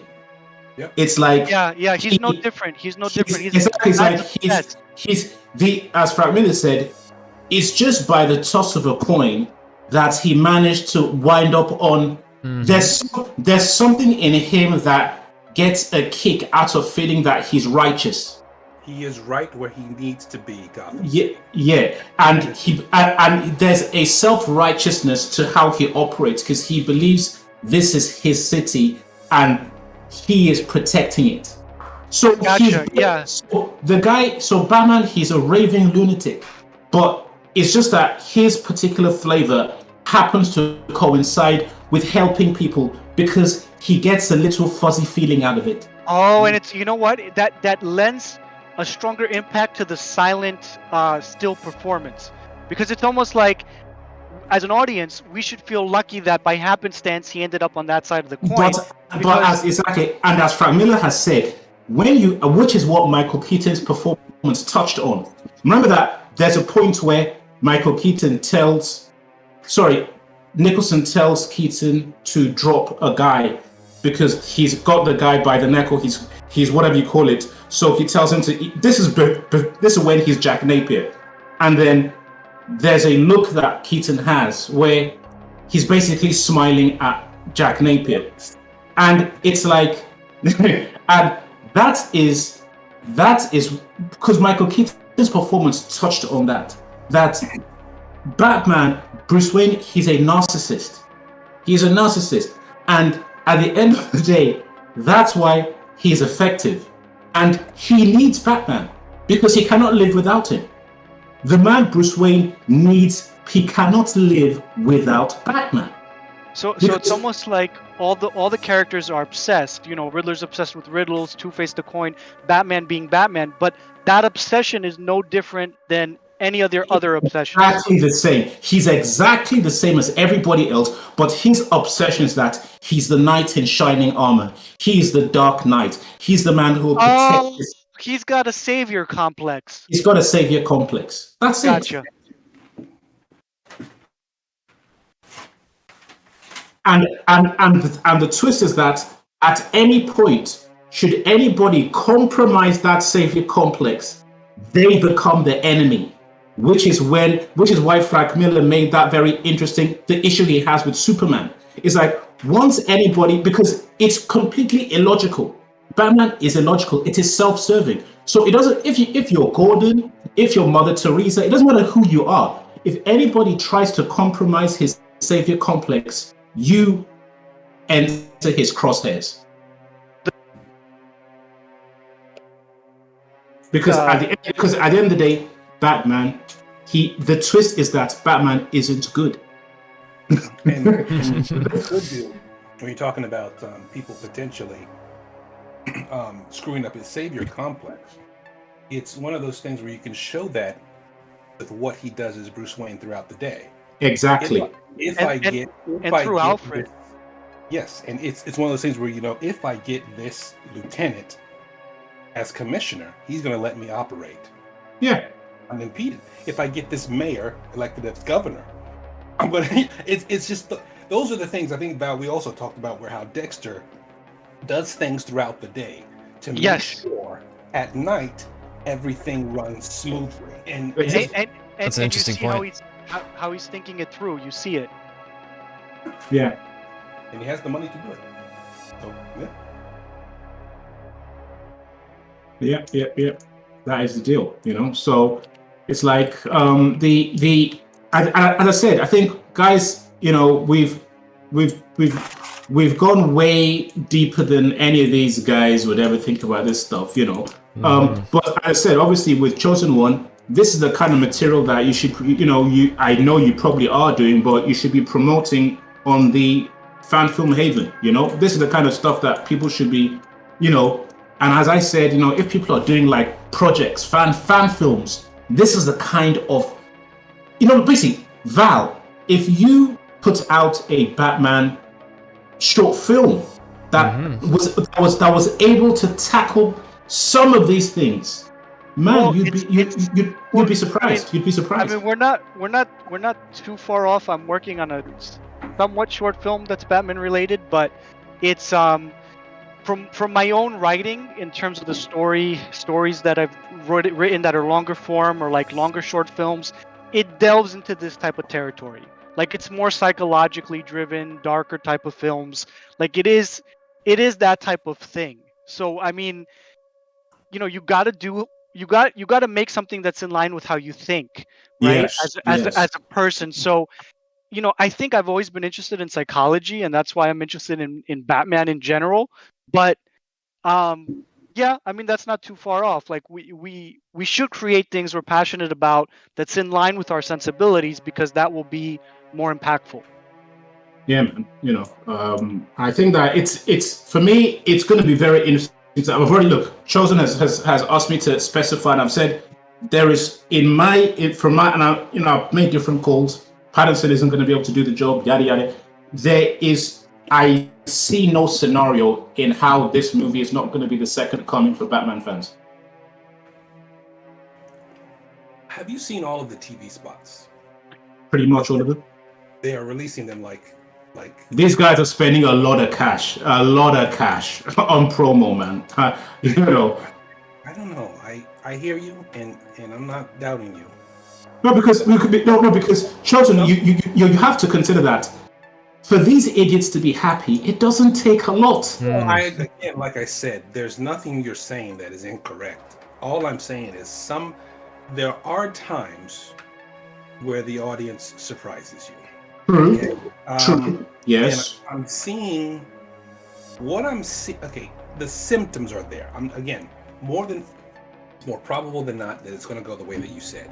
Yeah. But when I'm looking at the TV spots, I am not ruling out the possibility that this may not be as well received as you think it may be.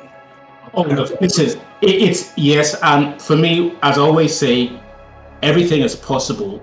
But where's the fun in sitting on the fence? Which is why I always make the big calls. So I'm saying that yes, anything's possible, but the call I'm making to make things exciting is that this thing is going to go down gangbusters for the fans. I don't know what's going to go on internationally, box office. I don't know about that, but for the fans, I'm saying this is going to be their new thing.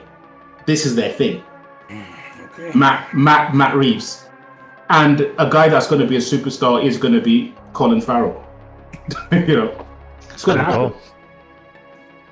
Yeah, man. I mean, you know, I've been reading some of the comments and stuff that people have been saying, and a lot of guys agree with the choice of Pattinson. A lot of people don't like this guy as Batman.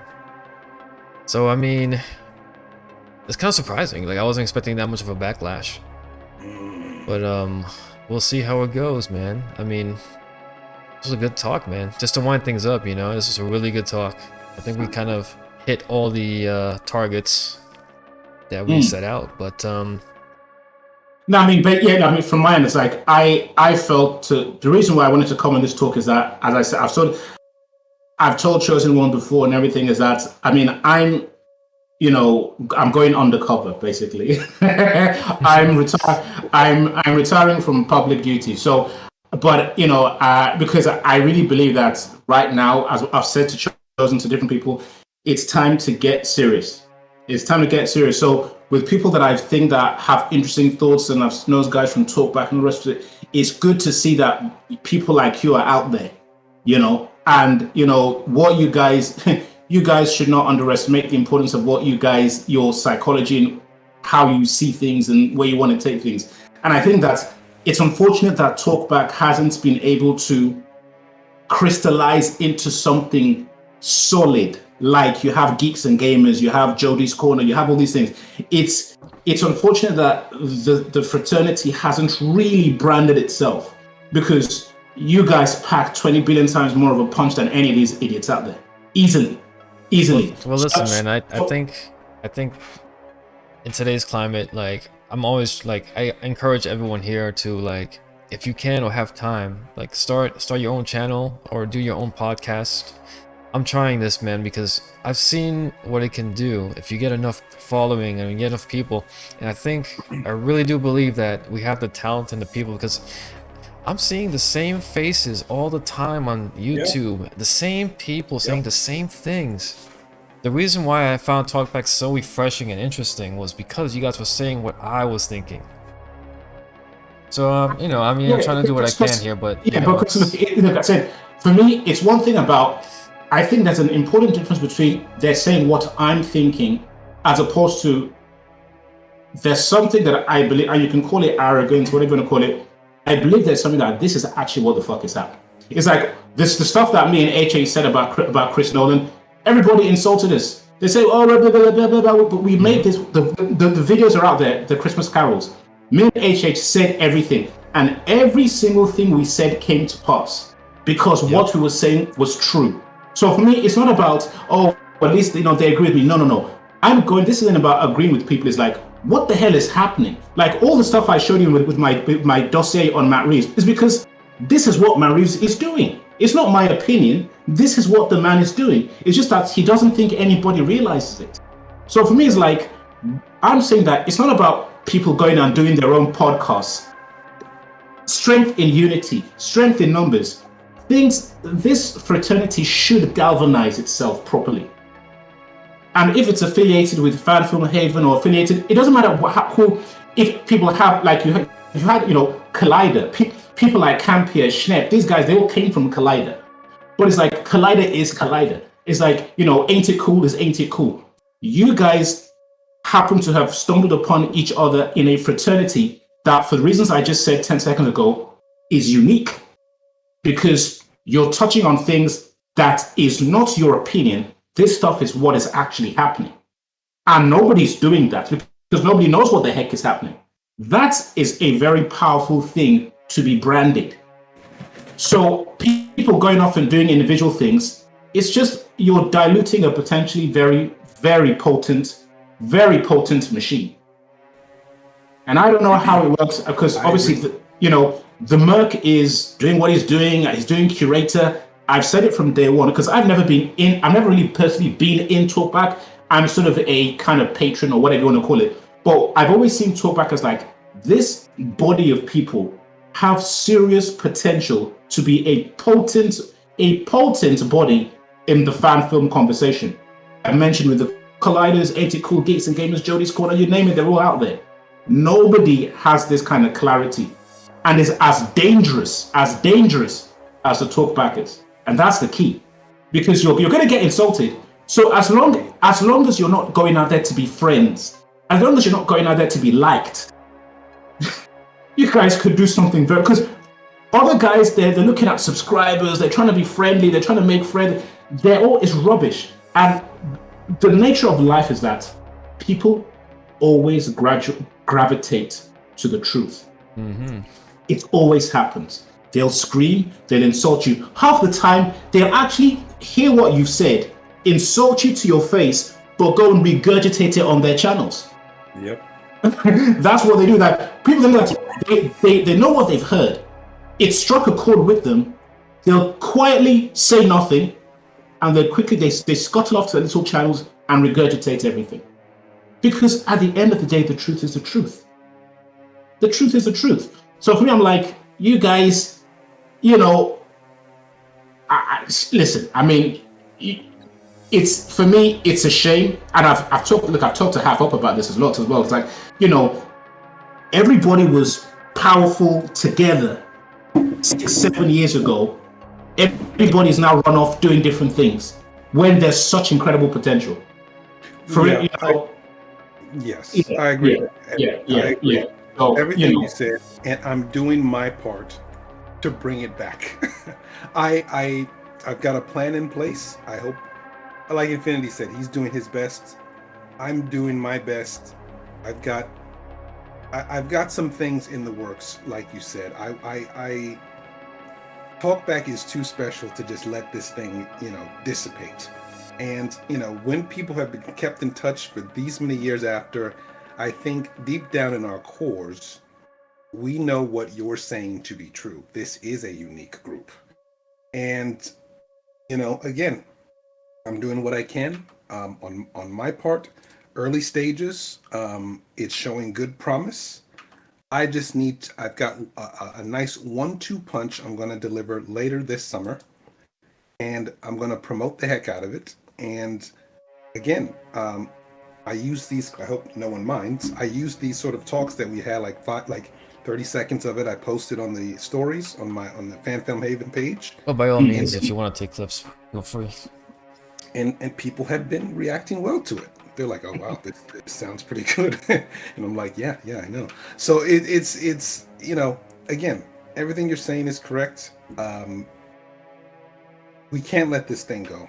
And as much as the truth is the truth, I think you also need to, in order for it to be most effective, you've got to show people what you can do also. Absolutely. So I'm doing that. I'm Absolutely. trying to do that. So, we haven't given up. I know I haven't. I mean, not to speak for anybody else. Yeah, I mean, look, for me, professionally, as Chosen One knows, he knows that I am a skilled person. I'm not, people like me work with, I can affiliate myself with Talkback as a content provider, as a content creator. But I know what I do. What I do isn't an establishment of a fan fraternity. That's what the Merc did. That's what Half Hop does with his different channels. And you need these people because it's like, if I have content, I know where I'd want to show my content, and I wouldn't be trying to take it to force.net, or I wouldn't be wanting to take it to Ain't It Cool. I'd want, like, okay, if I do have content, what is a reputable channel that I want to help build? That it's like, could you imagine? Okay, guys, imagine this. Imagine a fan film fraternity that, let's say, take Jody's Corner or take Geeks and Gamers. Imagine if Geeks and Gamers, he rips, and this is why I actually loved him, even though he's actually, his political views are very, very unfortunate. Jeremy on Geeks and Gamers made his name by ripping the heck out of Kathleen Kennedy because he was saying what everybody believed. Now imagine, and he did it so well that him, Nerdrotic, SC Reviews, they all became known as the Fandom Menace. And they did so well that J.J. Abrams name-checked them in his last interview before Rise of Skywalker came out. He's got all the hatred, and you've got all these toxic guys. I think they call themselves the Fandom Menace. J.J. Abrams, the director of Rise of Skywalker, referenced the Fandom Menace before Rise of Skywalker came out. That's what those guys did. Now imagine if those guys had a body of artists who produced content as well. So as they insulted, this guy has like 203K subscribers. So as they insulted people, they delivered content that people loved and was better than Lucasfilm. I told Chosen One about Shamook. Years before Shamook got hired by Disney, I was talking about Shamook. And eventually, somebody saw Shamook and he got a job at Lucasfilm. Oh, yeah. Lucas, if Geeks and Gamers were making content, trust me, Kennedy is going to see it. J.J. Abrams is going to see it. People are going to see it. They may not say they've seen it, but they're going to see it. But by name checking Geeks and Fandom Menace, it just shows that these guys are very aware of what's going on. They're very aware of what's going on. So imagine if Geeks and Gamers actually had content creators. This guy would be ruling the show. But their brains don't think that way. Their brains haven't gone there. You could have a complete beast of a machine where this is literally the antibody to all the rubbish, to the rubbish we talk about. Yep. It's an antibody to the rubbish we talk about. And that has never existed in fandom anyway. Nobody has ever had that complete vision of what I want to create is truth. And here's what always happens. If you do this, what I'm saying, I can guarantee you're going to get successful. And when you get successful, the same thing happens. You turn into a collider. You turn into, you get domesticated. That's the poison chalice. How would you play that game? Because it's a long game. You do this, you get successful. You're the real people. Everything you say is true, uncompromising. You actually create your own content, great content. Subscribers, investors, sponsors. The money comes. Then what do you do? Create more. That's what you might say. That's what you might say. But then the sponsors say, yeah, but we don't kind of like the way you talked about Daisy Ridley here. We've got the feminists. Then, we don't quite, because, we've got the LGBT that don't. That's what happens. That's what happens with everybody. Oh, can't you have a bit more female, a stronger female character, please? Does it have to be two guys and one girl? Let it be two girls and one guy. That's what's going to happen. So whether you like it or not, it's a long game. And for me, that's why I never joined Talkback, because I know that the kind of shit I say, nobody wants to hear this stuff, man. They don't.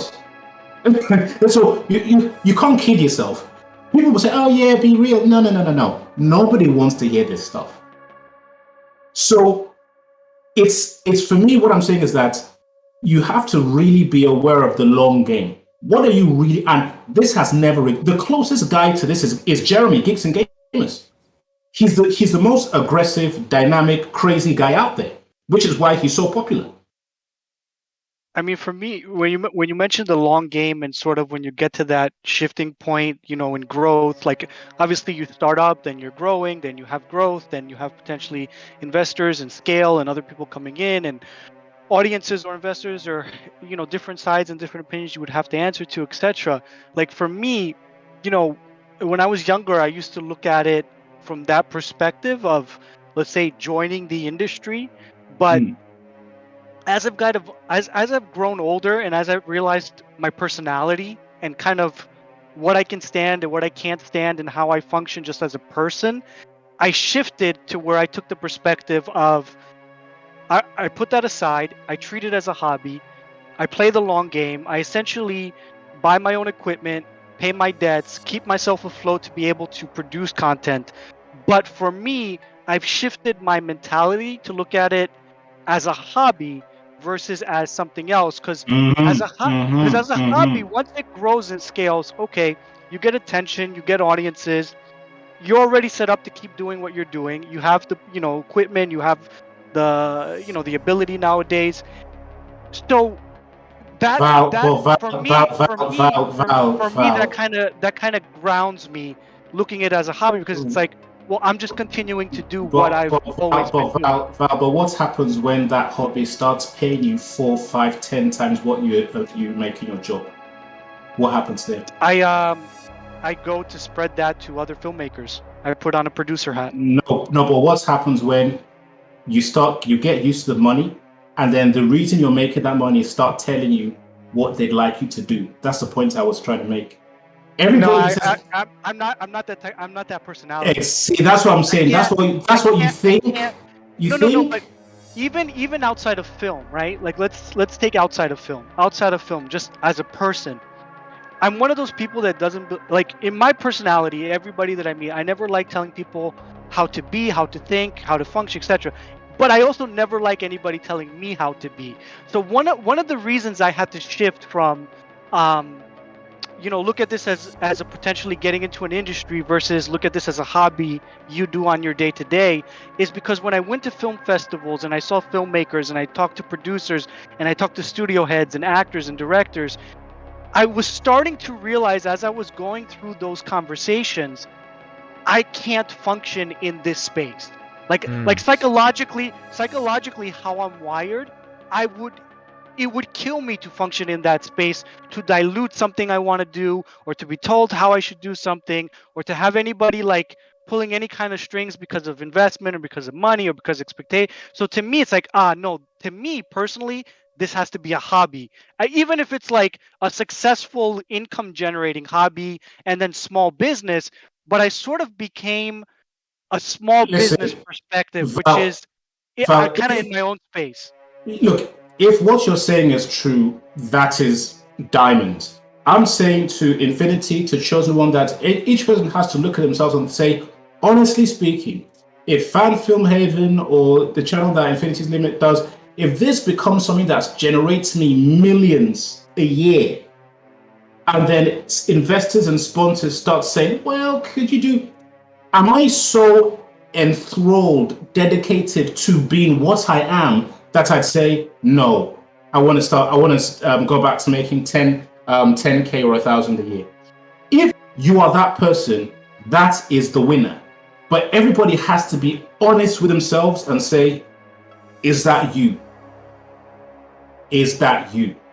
And that's a serious question to ask. And I'm not saying whether I'm A or B, but that's because people need to ask these questions before you go into, because what I'm talking about, talkback, is pretty extreme because it doesn't exist. There is nothing other that is saying, I don't give a shit. This is what fucking Matt Reeves is doing. This is what these guys are doing. And you know what? We actually have quality. We actually have industry standard quality. And this is what we do. It doesn't exist. It doesn't. So, and to do that and to be that pioneer, you have to understand that at some point, if you did do that, I believe you're going to be successful. I really do. But with success is going to come the temptation, is going to come the pressure. And can anybody categorically say that if they start making millions, they're going to maintain because they believe in what I'm saying so much? That's the question. I don't know what the answer is, but that's the question. Yeah, it's hard to say because you have to kind of be in that situation because Yeah.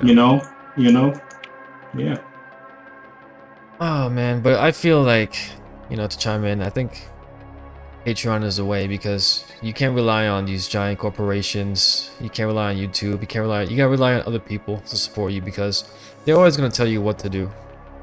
You get to a certain level, they're always gonna tell you what to do. Look, guys, I work for a company, right?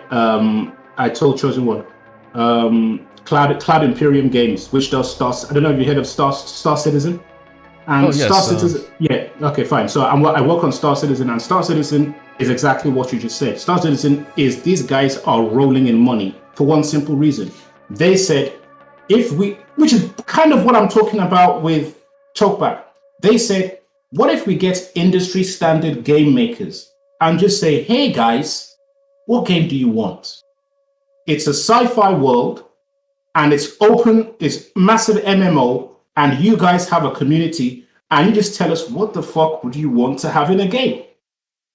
And these guys chuck money at these guys because if somebody told me that hey man, we're going to make a Star Wars RPG, and you could just tell us what you want in it, and it's an ongoing online thing, I'd pay these guys 50 quid a year, no problem. No problem. No problem, because I know what I like in a game. And they went on that tip, and you can check them out on Wikipedia. They're the biggest crowdfunded project in the history of anything. And these guys are rolling in cash. There you go. Yeah, I mean, from what I've seen, it looks pretty amazing what they have, but it's a question of like, when is this ever gonna get finished? That's the question. Yeah, everyone says that, but they don't really care because they keep getting what they're getting, and it's like drugs. These guys, this stuff is like, look, for me, stuff like Star Wars is drugs. And the reason why I got strung along for so long by Abrams, by Kennedy, but is because I need Star Wars to be good. And I keep on hoping it will be, even though it's never going to be. That's the eternal tragedy of the Star Wars fan. But they know this, which is why basically it's taken a lot for me to be like, you know what, I don't give a shit, I'm not watching Boba Fett. Because they pushed me so far that now they say, I'm going to bring that, and I'm saying, nah, I'm not going to watch it. I'm not watching it because you guys are just idiots. I'm not going to watch it. They're going to get me back in, maybe for the first episode of Obi-Wan, just to see something, but I know what they're going to do with that. I know what they're going to do. They're going to do the same thing because they're on a track, they're on a tread. And for me, it's like, hey, that's what they do. But with all these guys, fan films, Star Citizen, they know what these fans want, and they are literally like drug pushers. They're like pimps. It's also when you're playing the long game, like you mentioned, something might take longer to make, but if the quality is pure as ice when it comes out, that's a strong drug. So it's like the bigger companies, right? They have the comfort, or you could say the handicap, to where the speed and the rate that they push content is fast, but the quality is sort of say not as pure because of that. So like Netflix makes probably $15 billion of content a year, right? Star Wars, they want to release 1 or 2 Star Wars properties every year probably, or a movie or a TV series or whatever. Half the time when you look at Netflix, I see 1 billion titles. I don't click any of them, right? Like, so my point is, like, from my perspective, like, I don't know how long it took Coppola to make The Godfather, how long it took him to make Apocalypse Now. I don't know how long that production was. But my perspective, like, if the intention is right and the product is good, I would rather have a product that took 5 years and is incredible than 50 products within a year that are all shit. So it's like, and from the other side of it too, it would take longer because they're taking care, they're taking attention, they're trying to make a certain thing. But also, for any company or product or person, if it's a sole proprietorship or if it's an independent company, it's going to take longer because you're like, it's just the scope of the company is not as big, so it's going to take longer. But again, I'd still rather take a 5-year product versus a year product if the quality is different. Yeah. So you got to definitely. wait longer, but when you get it, it might be better, and then maybe you got to wait another 5 years for the next one. But if the quality's there, then you can build a base. Yeah, I mean, the thing with stuff like, okay, games like I mentioned with the Star Citizen is that these guys, they have the quality because they have the money. So you've got industry stuff, basically like, Star Citizen is like a AAA game. Like, it's like, you've got, so basically it's a win-win, and it's a win-win because it's ongoing. And if you had something like I said, like with Talkback, where you literally had, okay, basically, Chosen. Imagine a fan film body that people said, hey guys, I hated Boba Fett. I want you guys to do your own Boba Fett. And we're all going to pay you like 10 quid. It doesn't mean anything to each individual. And you could end up getting something like 500K to do a fan film. And that is the principle behind Star Citizen. It's like, if you had people who they trust you guys and you guys do good content. Listen, I emailed Shamook when the night I saw Mandalorian, the conclusion. I emailed him and I said, hey man, because I've been sending Chosen One the De Niro and stuff from for a long time ago. And Solo and all the other stuff. He did the De Niro Solo, did all kinds of stuff. And I said, this guy, I meant to say, listen, I told the guy, listen, man, your stuff is the best I've seen. You need to do this. I emailed him that night the thing came out. And he never replied to me, but within a week, surprise, surprise, what popped up on his channel? His version of the Luke Mandalorian. And half a year later, Lucasfilm hires the guy. It's like, but for me, I just as a consumer, was affected by his quality. I'm like, mate, what you do is better than Lucasfilm. What you do is better than so I'm like, I don't care whether you live on a yacht or you live in a pigsty. Could you please do your version of of the rubbish I saw last night? And the guy does it, and it is better than Lucasfilm. And Lucasfilm hears about the guy, and the guy gets a job. Because at the end of the day, as I said before, the truth is the truth. And if you had Talkback, on Talkback, you'd have a guy like me saying, hey guys, there's a guy called Shamook. You guys have to promote this guy. And Talkback will then become the site that, quote unquote, discovered, even though you didn't, Shamook. Because it will be officialized that this guy was promoted by these guys called Talkback. It's a whole network. It's a whole network. And this was always my conception of Talkback, that you've got so many different thoughts and thinking people with different psychologies, that if these guys were all funneling their energies into this massive beast, it would be quite something. It really would, you know? Yeah, I definitely agree. You know? But yeah, look, I'm saying this now because I said genuinely, I'm leaving all talk groups. I'm out. I'm done. I've got work to do, seriously. At my age now, it's time to get real. It's time to get real. And, you know, with Have Hope, the last straw was Revolutions. With Revolutions, that really has closed the door. We've had, you know, Star Wars. We've had Batman. We've had, you know, Nolan has destroyed Batman. We've had Star Wars. Now we've had, finally, the actual person has come out and destroyed Matrix. So, really, that chapter is done. But we are now going to live in the world of goons. And Matt Reeves is about to become the new Goon King. He's going to become the new king after this film. Because the movie he's making is dangerous. It's a dangerous film. It's a dangerous film. Because on certain levels, it's good. You know, that's the scary thing. On certain levels, it's good. But it's actually a hack. But it's so good that you have to be operating on very high levels to understand it's rubbish. So for that reason, yeah.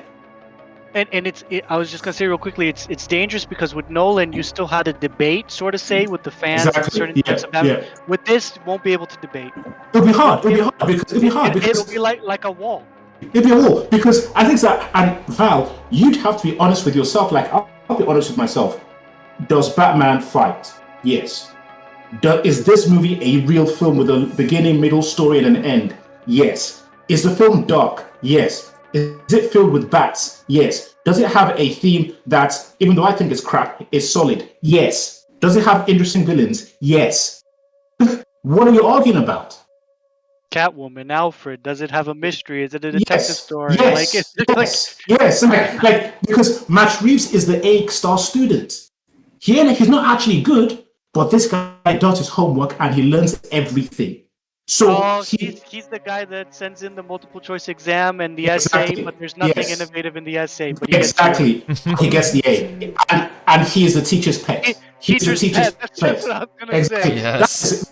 That's exactly. And things like when you see Matt Reeves in an interview, that's his behavior. You know for a fact that when he was at school, he was the teacher's pet, and when you do your research, he actually used to do that with Spielberg.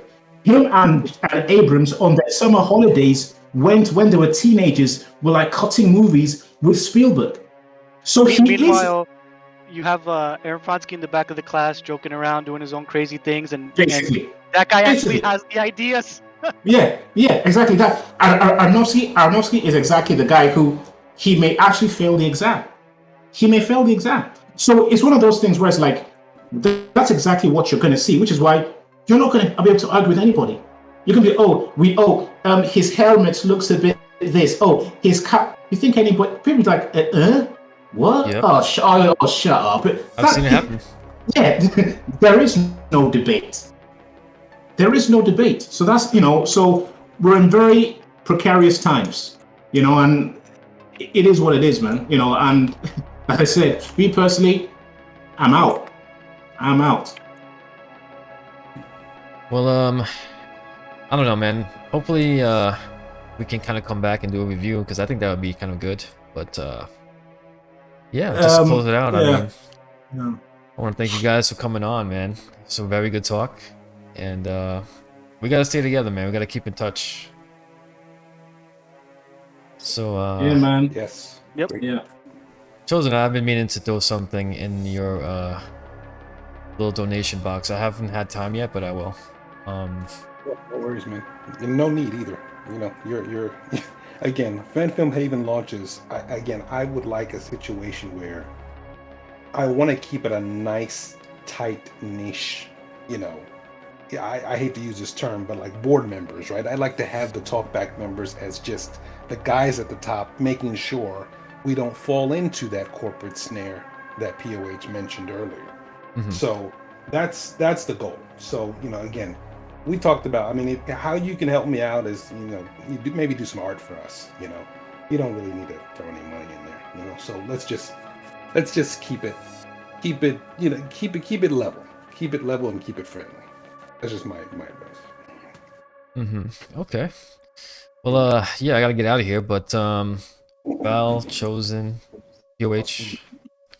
POH, I say Yeah. Yeah, cool. You know, as I said, I mean, I said you might not hear from me for a while after.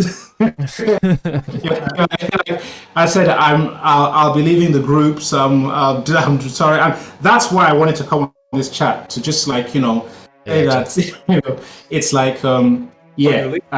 Yeah. Trust me, I mean, look, I've got your number. You'll be available though, right? You'll still be available. Yeah, no, look, of course, look, I'm still on Facebook. I said I'm still alive, but I'm not going to be, saying things to people and making points and posting, and because I realize now that listen, between revolutions and what's going to happen with the Batman, I'm like, you know what? I'm concentrating on what I do, and as Chosen has said, very, very, absolutely smack bang is that. Listen, it's time to do what you do. You do what you do and let what you're doing find the people. And if the people come, you can talk to the people. They may not come, but if they come, it's like if Aronofsky speaks, I want to hear if Aronofsky has something to say, I want to hear what he has to say because this is the guy that did Mother. This is the guy that did Black Swan. That's how it works. It's like you put your artwork out there. If people like what you do, they want to know what you have to say. What's your opinion? Yes. Well said. Definitely. So there you go, guys. So that's me, man. It's been good. Awesome. Yep, it's been good. Alright, I'm gonna end the video here, guys. And thanks for tuning in. All right. Au revoir. Later.